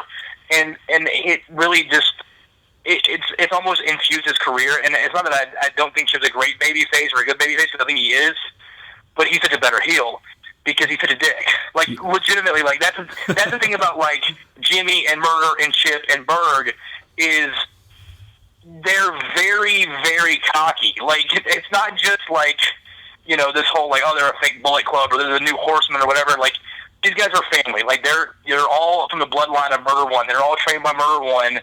And you throw in Corey Chavis and you throw in John Davis with them, as their Florida associates or whatever they want to run it now. Like, that's all a real training family. They all have a special bond. And I've rode in a car with them to Florida for the FIP showcase, and the entire ride, you know, they're fucking with you. Like, the entire ride down, the three of them just fuck with you. Like, that's what they do. Like, and their real life personalities are the same guys that people see at the hierarchy. Like, Jimmy works a lot of shows in Georgia where he's cheered and they love him, and then he comes to AWE and they still love him because that hierarchy fan, like you talked about earlier, they're just freaking insane. Yeah. But then there's the other crowd that's just like, they can't stand him. Like, they hate him. Like, they can't wait for him to lose. He's undefeated. And then Chip Day on top of that, like, almost never loses either because, you know, he's proven that he's one of the best in the world. And, you know, in 12 days, he gets a chance to really, really show out. January 9th in Temple, Georgia for UIW. He's teaming up with Murder against Ciampa and Gargano. Shit. And the next day, he's working Ciampa one-on-one, first time ever. And I think that's going to be the match that really elevates Chip in a lot of people's eyes, and they'll finally stop talking about, oh, well, he's got a weird body shape or whatever. Like, get over it. Like, stop being like a Vince McMahonite and freaking worrying about the guy's body. Bodies are out. Like, yeah, body. Yeah. I've never understood that because when I was watching wrestling, everybody looked. When I first came into wrestling, like there were muscle dudes, and then everybody just kind of looked like dudes that I don't see a certain body type in wrestling. That's a weird thing for me to think about because I didn't grow up in the Giants age of wrestling because I was born in the late 80s, and then I wasn't allowed to watch in the 90s because everybody was pointing at their dicks. So I had to wait until I was like in middle school, and by then you had fucking Raven and Tommy Dreamer and everybody on national television, and Rob Van Dam with his mullet that he's had for forever. So I mean, there's no like look to a wrestler. So when people talk about somebody having a weird body type, and that's like not going to let them be a star, that doesn't make sense to me. There are wrestlers. And I totally agree with that. And I mean, you look at our entire roster, and I've said it. I mean, we're one of the most diverse rosters, and I don't just mean that by like race or ethnicities. I mean that by like looks. Like a guy like William Huckabee. Like in 1979, William Huckabee is an ass kicker anywhere he goes. For some reason, because he's in this era, like people are like, oh, he's too big, or he's kind of like he's like muscular but fat, or what? And it's like, he's an ass kicker. He's built just like Ole Anderson. It doesn't make any sense to me that's a thing, because I mean, in real life you can come up against the biggest muscle dude in the world, and then you get a little stubby fat guy that's, you know, you fuck with him the wrong day, and he's gonna lay the dude that does nothing but train his body to be a perfect physical specimen. He's gonna knock him on his ass in 2 seconds flat. That guy could be 6'5", and the fat guy could be 5'7", and he's still gonna fuck him up because and that's the problem I have with wrestling and wrestling fans, and in like certain ways, like the people that book the wrestlers, they don't understand. They're always like, oh, it's an underdog story because he's smaller or he's shorter or this. It's like, real life doesn't work that way. No. And when you've got wrestling where they're essentially superheroes acting out these fucking awesome matches, and you've got people in masks and doing all this sort of stuff, like, no rules apply, so stop pretending that they do. And that's always bothered me. And it bothers me too, and it's something I've had conversations with multiple people, and Bryce said on other podcasts, is like, to me, like, if you look at wrestling like a sport, you cannot fuck it up. If you look at it like entertainment, that's where it gets all fucked up. Yeah. And what I mean by that is, like, I'm a huge baseball fan. I'm probably like the biggest baseball fan that's not working in the game of Major League Baseball. You take a guy like David Wells.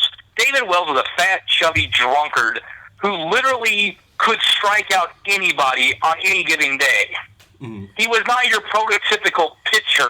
He knew he wasn't your prototypical pitcher, but he was good at what he did, and he could get anybody out on any given day. Maybe he's not Greg Maddux, or maybe he wasn't Tom Glavine or whatever, but he was a fat, chubby dude that could throw 90, and his talent would always carry him over. That's where, like, you know, where wrestling, I think, is lost. It is talent doesn't always carry you over in wrestling. It's all about the backstage shit, or the politics, or your look, or your marketability, or whatever. And it's like, you know, I got some heat a few weeks ago for this little blog that I wrote to my own self, basically, that somehow went viral in extent.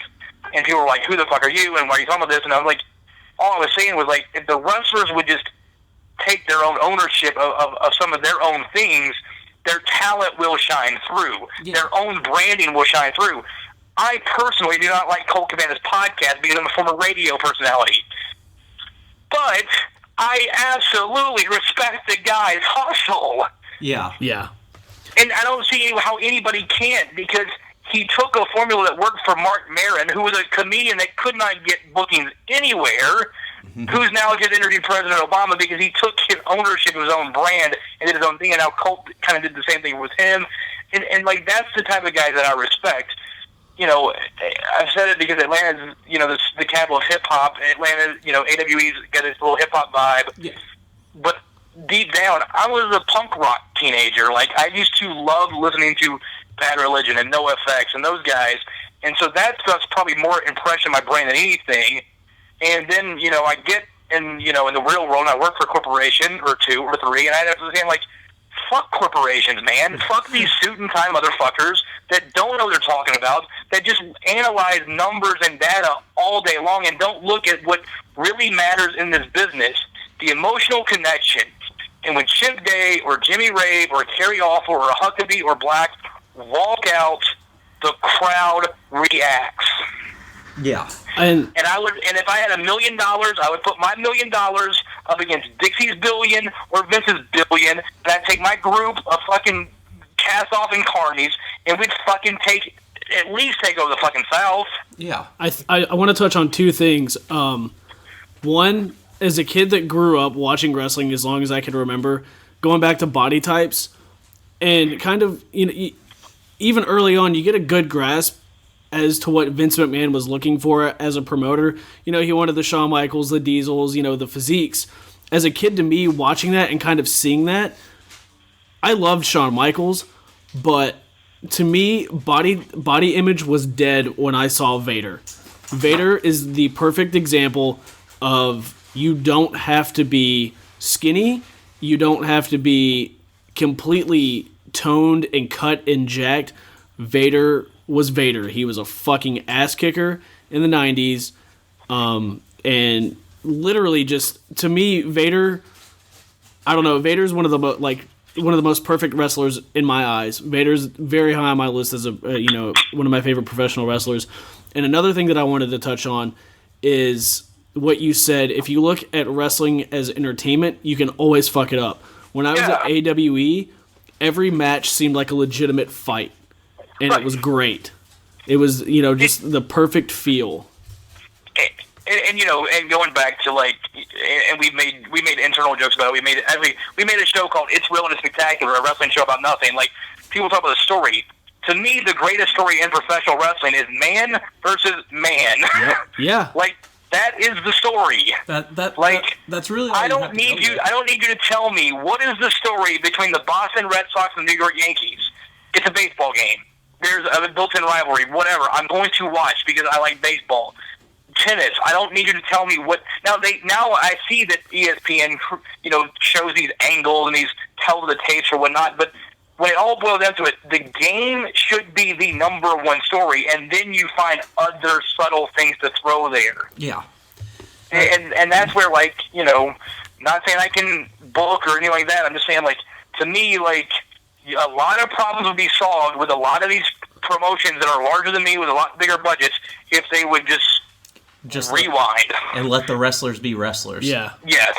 Because there's no reason Sheamus shouldn't be the biggest star in the world because of how big he is and his look and everything, but there's a disconnect there because they don't let a big ass-kicking guy from Ireland be a big ass-kicking guy from Ireland.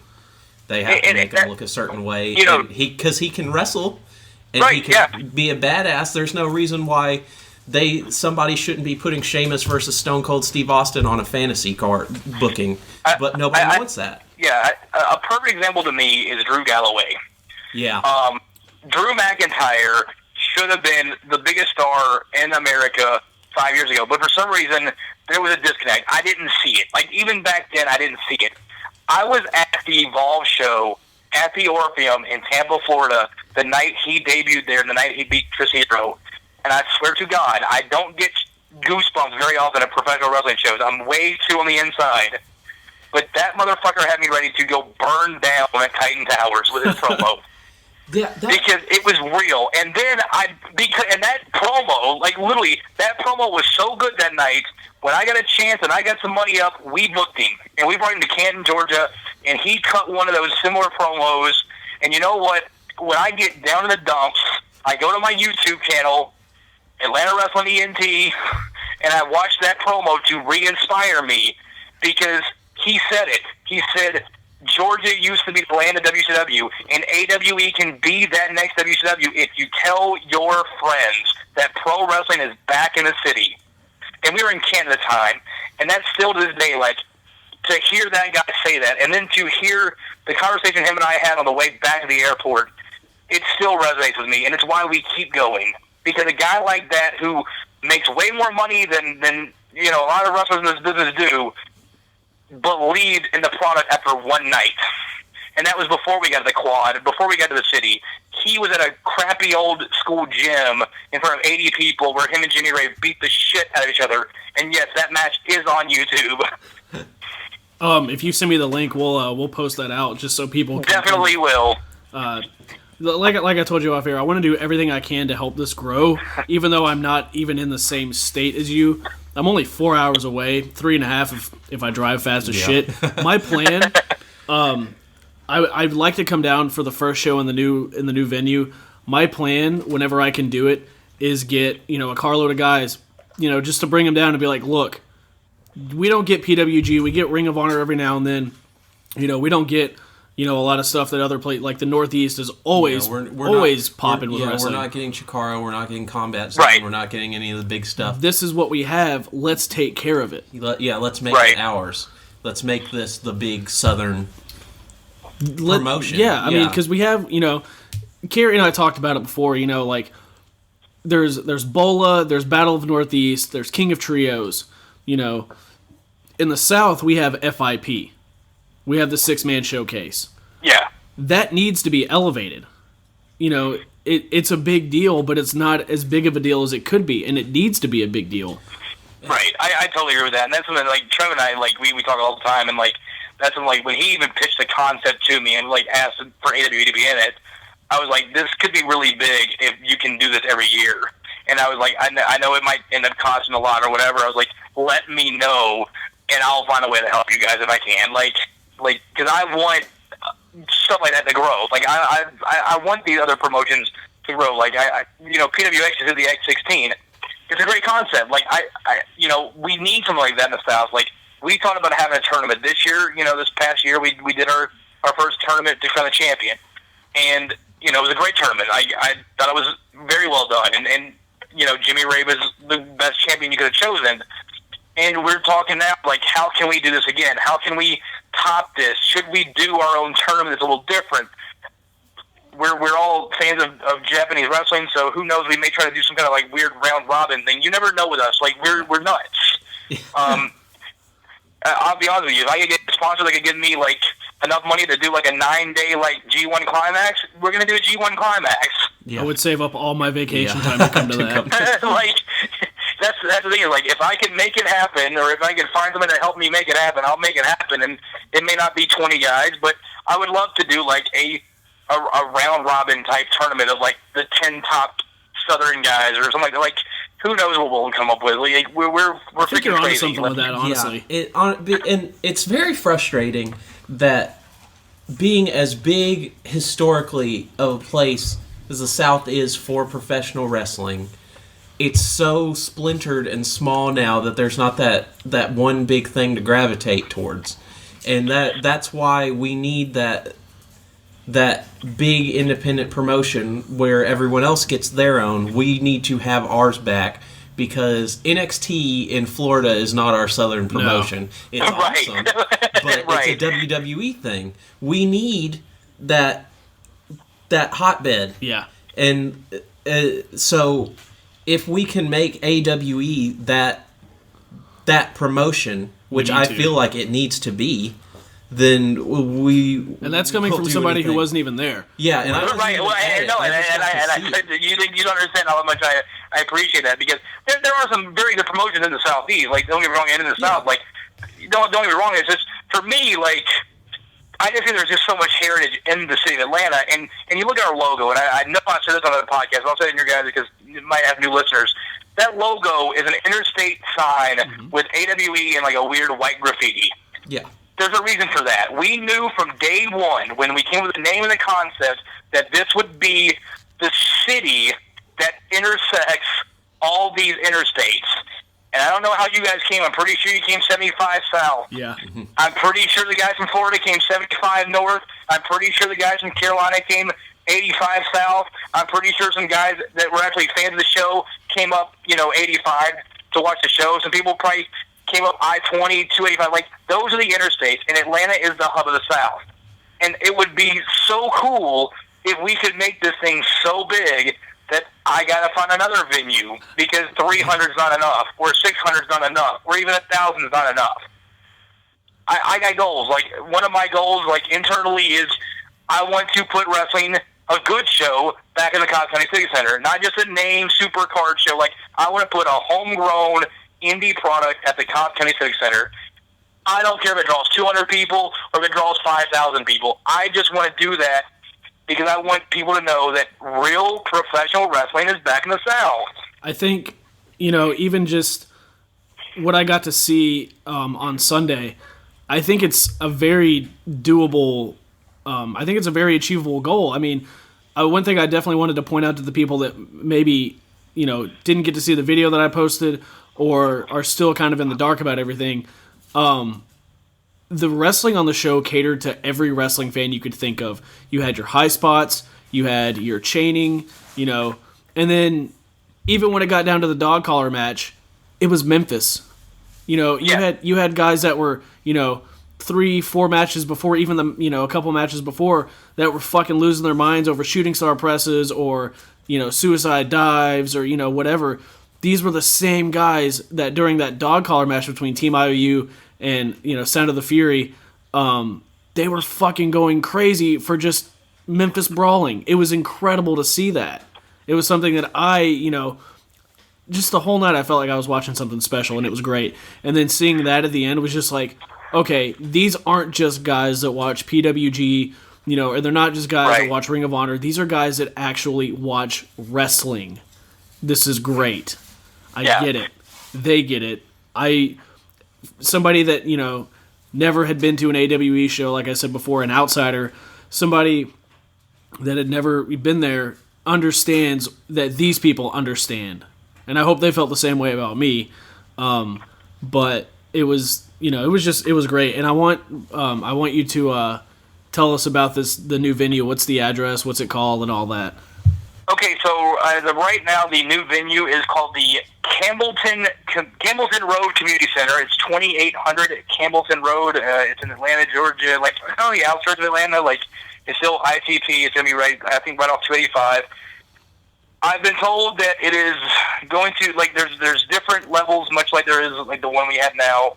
So like we'll probably be in a smaller one for most of our events, and then they should have a bigger one that we'll eventually move into as we do bigger things. And if everything works out and the rates stay about the same as they are, and I still have the good rapport with the ownership and management that I do have, I'm hoping we're going to be there for the next 100 years. At least once a year, if we grow out of it, we can still go back and at least do something. Because I would love to, and that's what we wanted out of the quad. Like, I kind of wanted that whole, like, ECW arena type thing. Like, I had a friend of mine, she came to a show, she's like, this venue's so dirty, it's disgusting. I'm like, yeah, it's perfect.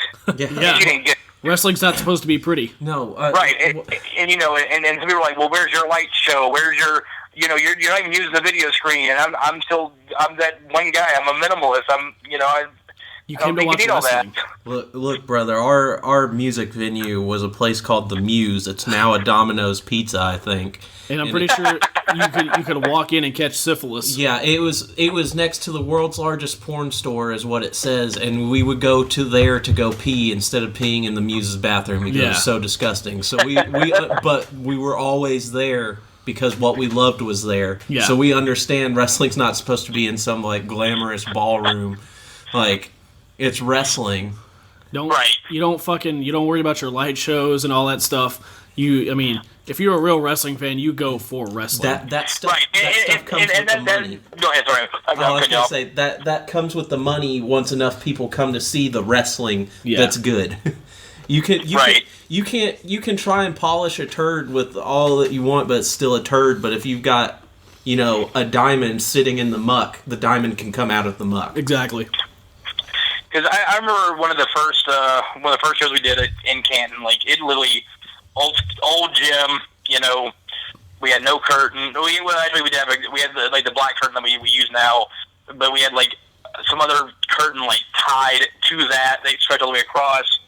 And the critique of that show from some of those fans was the wrestling is really good, but the atmosphere needs to be desired. And I was just like, okay, I'm watching this thing in Reseda, California, to like revolutionize the business, and I see like what looks to be like two really small speakers above the entrance door and a black curtain and a ring, and I just see guys killing each other and fans just loving it. And I'm thinking to myself, why is the South so pretentious about their wrestling? Because they went and it's been like this for about 10 years now. They went to fucking Burger King beforehand, but suddenly they want to class stuff up a little bit with the wrestling. Like that doesn't make sense. That would be what turns you off to the. Another thing that we, and we are an adult show. Like, no bones about it. We're gonna curse. We're gonna we're gonna let things fly a little bit because again, everybody in that locker room is over 21. Yep. Everybody that's busting their ass is over 21. Everybody that's in the crowd is probably over 21 or close to it. We've got so much criticism for the fact that we're running an adult show that we're actually seeing other shows now here in Georgia, like literally on their posters, like really large writing, family-friendly product. And I used to work for Rampage, and I got to over cursing in the locker room. And that's been one of my things, like for years, is like, okay, I want a wrestling show I can like. Can I not like wrestling too anymore? Like, have I outgrown wrestling? Are they like trying to force me out from liking my number one passion? And the more I'm in the South, the more like I feel like they think wrestling's for children. Yeah, and it sucks. And the problem with that mentality is it's working for WWE because kids buy action figures. Yeah. But with independent wrestling and local wrestling, kids aren't buying the $20 T-shirts. And their parents aren't going to buy them for them either. The people that are going to buy the T-shirts are the grown-up wrestling fans that like it. The ones that can get to it on their own. I mean, hell, I saw an old man at a show in Clarksville. He was wearing a Sabu Terry Funk shirt, and he had to be at least 65 and well put together. It was my favorite thing about that show was just the guy going up and buying other people's merchandise. That means that man has been around purchasing wrestling merchandise for probably most of his life. That's who loves wrestling no matter what it is. He wasn't there with the kid. He was there with his wife to watch wrestling. Right. That's what wrestling needs to be around here. Yeah, I have a son, and I would like to take him to wrestling events sometimes, but I should know which ones I should and shouldn't be able to take him to, and I should be able to enjoy both and not criticize either one. And I also look at it like this, too, like, how old is your son? Yeah, he's only 9 now, so I'm not going to take him to that. But but when he gets older and it's like able, I'll take him to that. Yeah. Just like I wouldn't take my kid to go see a certain band that I was going to see, but I would take him to go to another concert. Like, that's just how it works out in life in general. It's kind of crazy that people get upset and criticize a product for being what the product is. Yeah. Right. And something we're open about it. Like, we do not, we have never once said, bring your children. Like, now I think a 14, 15-year-old kid is going to love this crap. Yeah. Like, I think they're going to, laugh and be like, oh, my God, this is so cool. I think a 10 or an 11-year-old is actually going to like it, and then not tell their mother they like it. Yeah. But at the same time, you have to remember, what are these kids doing at their house? They're playing their Xbox, their PS4, they got their headsets on, and they're hearing a lot worse than what we've ever said. oh my God, if calling Chip fucking Day is a problem, then you know what? Go to your Southern Baptist Church Wrestling. Like, I don't give a shit. Yeah, that's kind of like that's the thing. These kids, you want them, if anyone doesn't believe racism is still alive and well, get on Xbox Live, play against somebody, and see how quick you get called the N-word, no matter what your voice sounds. No, if you want to believe that racism's alive, put out a poster that's predominantly got black athletes on it, and hear what some of the competitors say about you. Oh, Jesus. We've had that. Trust me. That has came back from me from another promoter, actually, that said, we have too many on our posters. Wow. And I was like, huh? We're in Atlanta, dude. Yeah. I enjoy very much that Atlanta in the South, where everything is so bigoted, has become like the proudest, gayest, blackest place in the world to just like shove the middle finger to everybody who's just hateful about things in the South. It's just like, we're here, we're the new South. Fuck you.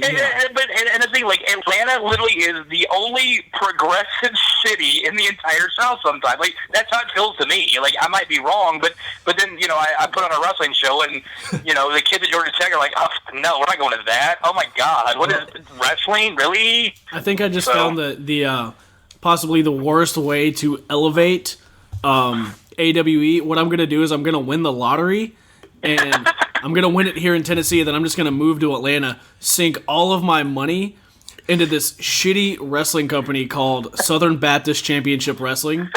I'm going to let you guys invade us and just fucking destroy everything. Oh my God. That would... Look, can we figure out a way to start a promotion here in Nashville just to do that story? Nashville versus Atlanta, Southern Baptist Championship versus AWE. Why is there not a Southern Baptist Championship wrestling? Hey, no joke. There's been a few Christian shows in the Georgia area. So I believe it. I've seen there was like a documentary on Netflix about it. Yeah. And I can't bring myself to watch it because like it might not have been called like Southern Baptist, but like there was a show that we used to actually compete against when we were, you know, in the mid 2000s, and it was literally like it was at a church in, you know, about 10 miles from the armory we used to run. And I mean, people like I remember one time, I think it was Tank and Berg cut a scathing promo about fucking goats, and we lost about 75% of our audience the next show. God, whoop her ass for Jesus, Tammy Sue. But that's the thing, and you know, in Murder One, we'll tell you some of those stories about how little kids would yell racial stuff at him throughout his career, but he drops an F-bomb, and all of a sudden, like, he's the devil, and they never come back. Yeah. Dude, so, all right, quick story. So I went and I watched Team IOU versus the Rock and Roll Express at SWF in Tullahoma, Tennessee, which is pretty far south in Tennessee. So these people are raising their children to say words that I won't even say, like the gay racial F slur that I'm not gonna say. Right. Yeah. These kids dropping N words, and that's okay. But Carrie and Nick come out and they're doing their Gaga against the Rock and Roll Express, and they kind of play up on the more homosexual side of things. And I literally hear this woman in front of me turn to another adult and say, "How can they be gay? There are kids around." And I wanted to just beat myself to death on the spot. Because that was a thing that somebody actually thought to say. About that, hey. That's offensive in wrestling. Well, I don't know if you guys have actually ever heard of the wrestler Simon Thurman, but Simon Thurman is a legend here in Georgia, as he should be, and he's one of the first openly gay professional wrestlers in the South, maybe even in America. And he was working a show in LaGrange, and the booker and promoter's wife basically said he can't work here anymore since he's gay. Wow. And see, I'm the type of person, I would, if I had the fucking money, I would just open up a fed with, oh, you don't want this guy because he's gay and he's a fucking incredible wrestler? Come on over here, man. That shit's dumb. Yeah. Right. Well, and that's the thing, like, because when I went to the FIP showcase, I was scouting talent, and I was introduced to Sonny Kiss, and I told Sonny Kiss right to his face, "You're gonna make me a lot of money in Atlanta." And he laughed and was very respectful of it, and was like, "Okay, let's make it happen." I mean, he didn't, and that's the thing is, like, you know, a lot of people like the whole action star character. A lot of people didn't like it at first. Like, they were like, you're going to let this very flamboyant dude wrestle women. Yeah, we are. It's going to get over. Dude, Kerry kind of smartened me up to him, and he was like, just watch. Oh, my God. It was phenomenal. That and Luscious Laron. Oh, Luscious Laron he is literally like, he's become one of my favorite people in the wrestling business, because I went up to him and I said, look, this is the vision. And he goes, are you serious? I said, yes. You're going to be the first openly pansexual pro wrestler, and you are going to do whatever you want to do, and you're going to do however you want to do it. And he says, so I got no limits. I said, you got no limits. Oh, he had no limits. Next show, he's humping dudes, he's kissing men in the ring, he's trying to rape referees. I felt so bad for him on Sunday, because I really wanted him to kind of like do his shtick, and unfortunately, he actually might be schizophrenic, because he totally kind of like came out a completely opposite way and was about to destroy our poor old fan, the front row, Big O. Yeah. He told Big O he was gonna titty fuck him, and I was just like, "Oh God, this." Like I was like, "This took a turn." This got dark quick. Yeah. I was like, "This is all fun," and then I was like, "Oh shit, someone might actually die soon." But he is unbelievable, and he's been one of those guys that, like, he moved here from Jersey, I guess about 8 or 9 months ago. He had no friends. Somehow found AWE through social media. We invited him to a show. We told him the business deal, and we said, "You stick with us, and this is going to pay off in the end." And he's starting to like really feel his gimmick is starting to really transcend. I mean, like literally, like he is Rick Rude and Goldust in one body. Like that's him as a person. Like I wish he had a Twitter. Like I've told him a million times, his Facebook is the most entertaining thing in my entire life. He makes his own memes. I heard about this. Those memes are the best. Yeah, Luscious Laron, that was gold, pure gold, and that Rick Rude and Goldust combo, yeah, that's on the money. Yeah, we're running a little short. We have running a little long. Well, yeah, I'm running a little, yeah. Go ahead and put out all the social media stuff. Best way to follow me personally is Josh Von Wheeler. You will catch me live tweeting a bunch of randomness occasionally. You'll hear me like bitching about everything, especially baseball. And if you want to follow AWE, it's at ATL Wrestling ENT on all major social medias except Facebook, where it's actually facebook.com/Atlanta Wrestling Entertainment. Our website is AtlantaWrestlingEntertainment.com. And tickets are on sale for January 10th. We debut the new venue with parking and a higher ceiling, and we also have Johnny Gargano and Tommaso Ciampa. And only in Georgia can you actually say parking and have a bigger pop than Johnny Gargano. Yeah, man, look, the parking got a giant pop the other night. Look, having parking anywhere, that's hard to fucking find parking here, too. Yeah. In Nashville for shows and stuff like that. So it's weird that I actually got excited for you when you said parking. Yeah, no, like I don't even live in Atlanta anymore, and even living in Nashville, like as an adult that drives places, I understand the value of a good parking spot. There's nothing more, like, for a person who has diagnosed anxiety, there's nothing worse than figuring out where you're going to park when you go to see something like that. So I got really excited when you said the new venue has parking, and I didn't even get to go to the old one. I just had that feeling, brother. Well, I'm really excited with the parking because our fans already tailgate in public lots, which can actually be kind of dangerous. So now that we're actually going to have a private parking lot, who knows? You might actually come to a show one Sunday afternoon, and they got the grill fired up. They're going to have their beers. I mean, this is going to take this to the next level. Like I've always said, I kind of wanted like that ECW vibe. I kind of think we're getting an ECW vibe mixed with like the PWG style, with like real good Southern booking. I think it's really going to be a great show. This could be really big for us. We, like I said, we are looking at other venues too. We actually may not be finished with Spring Street because after we left the show the other day, the owner of the club right next to Quad apparently was trying to get in touch with me about running shows at his venue, and it's literally just 3 doors down from Quad. Oh, wow. So we could actually be right back in that same little area in the near future if we can work out a good deal with them. So exciting times are coming for Atlanta Rev Entertainment.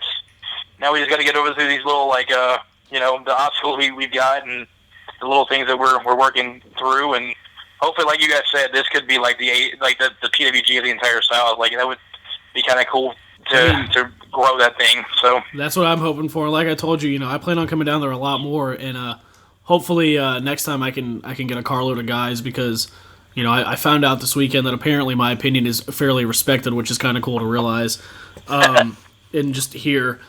So what I'm going to try to do is I'm going to try to make it down for the next one, but if I can't come to the next one, the one after that, I'm going to try to get a bunch of dudes to come with me, and we'll awesome. Start spreading the word even more, hopefully, because, hearing is one thing, seeing is another, so and that's the thing, like one of our diehards, and I'll keep this short, he has been going to PWG and beyond, and Jakarta, like he actually would, travel to the LA shows, and he found us on Twitter, found me on Twitter, we just started talking, and he came to a show and said, holy shit, I actually have a hometown promotion now, I'm so excited.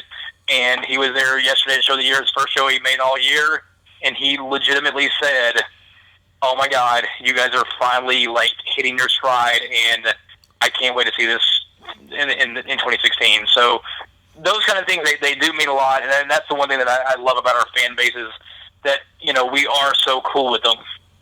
Like, and that's means a lot because there's not a lot of smarter fans in Georgia, and so to have these 50 or 60 of them, it's been real cool. Yeah, I mean, it's definitely got that family vibe, and, like I said earlier, I didn't feel excluded at all. I was given chips and streamers and, smartened up almost immediately as to what was going on. So you guys definitely have a really good thing, and I'm, as someone that just met you, I'm really proud of you and what you're doing, and I want it to keep growing, and you will definitely see me and hopefully some other faces from Nashville. I'll be heading up there soon with Jesse because I want to see it in person. Yeah. Well, I will say this: the atmosphere will change just a tad because of the new venue, but hopefully it's still going to be, as raucous as always. It's just going to be, honestly, the venue will be cleaner. I mean, I do know that for a fact. So, and then the wrestling is nothing's going to change with the wrestling except maybe actually get better. I mean, shit, man, that's what we do. We go to these shows for the wrestling.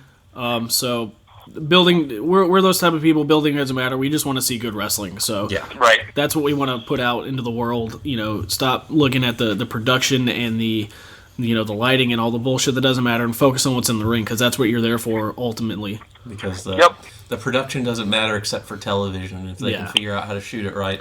And speaking of television, you guys are on the Indie Wrestling Network on the Roku, right? Yes, we have, I want to say 3 or 4 episodes of our Four Corner Wars, and the second season is going to start being uploaded on there shortly. We're, putting our final touches. That's another good reason why, like, the venue thing is actually a blessing and a curse at the same time because it is going to give us a little bit of free time after the 10th to kind of work on some office-type stuff and get more stuff going.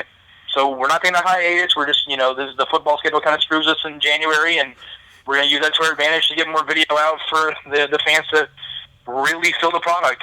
There we go. Awesome. But again, and that's the thing, like, and I'll say it every time I write a press release or thing, until you experience AWE live, you're not experiencing AWE. Like, that's a shoot. Like, you have to feel this thing live. It is a live entertainment show, first and foremost. You made me a believer instantly, so, I mean... like I said, I'll be back. Chris will be with me very soon, and I'm hoping we can, get, like I said, a carload of guys, and we'll just come down there, tailgate with the locals and the regulars, and we'll make this. We'll do everything we can to make this the premier promotion of the South. Hopefully. Awesome, love it. Thank you guys. I love doing podcasts. I love talking wrestling. I could do it all night long. Yeah, we can. I think I actually do. Yeah. We really appreciate you having on, we really appreciate you coming on. It's been like 2 weeks since I've done this because of Christmas. I'm out of practice. We had a great time.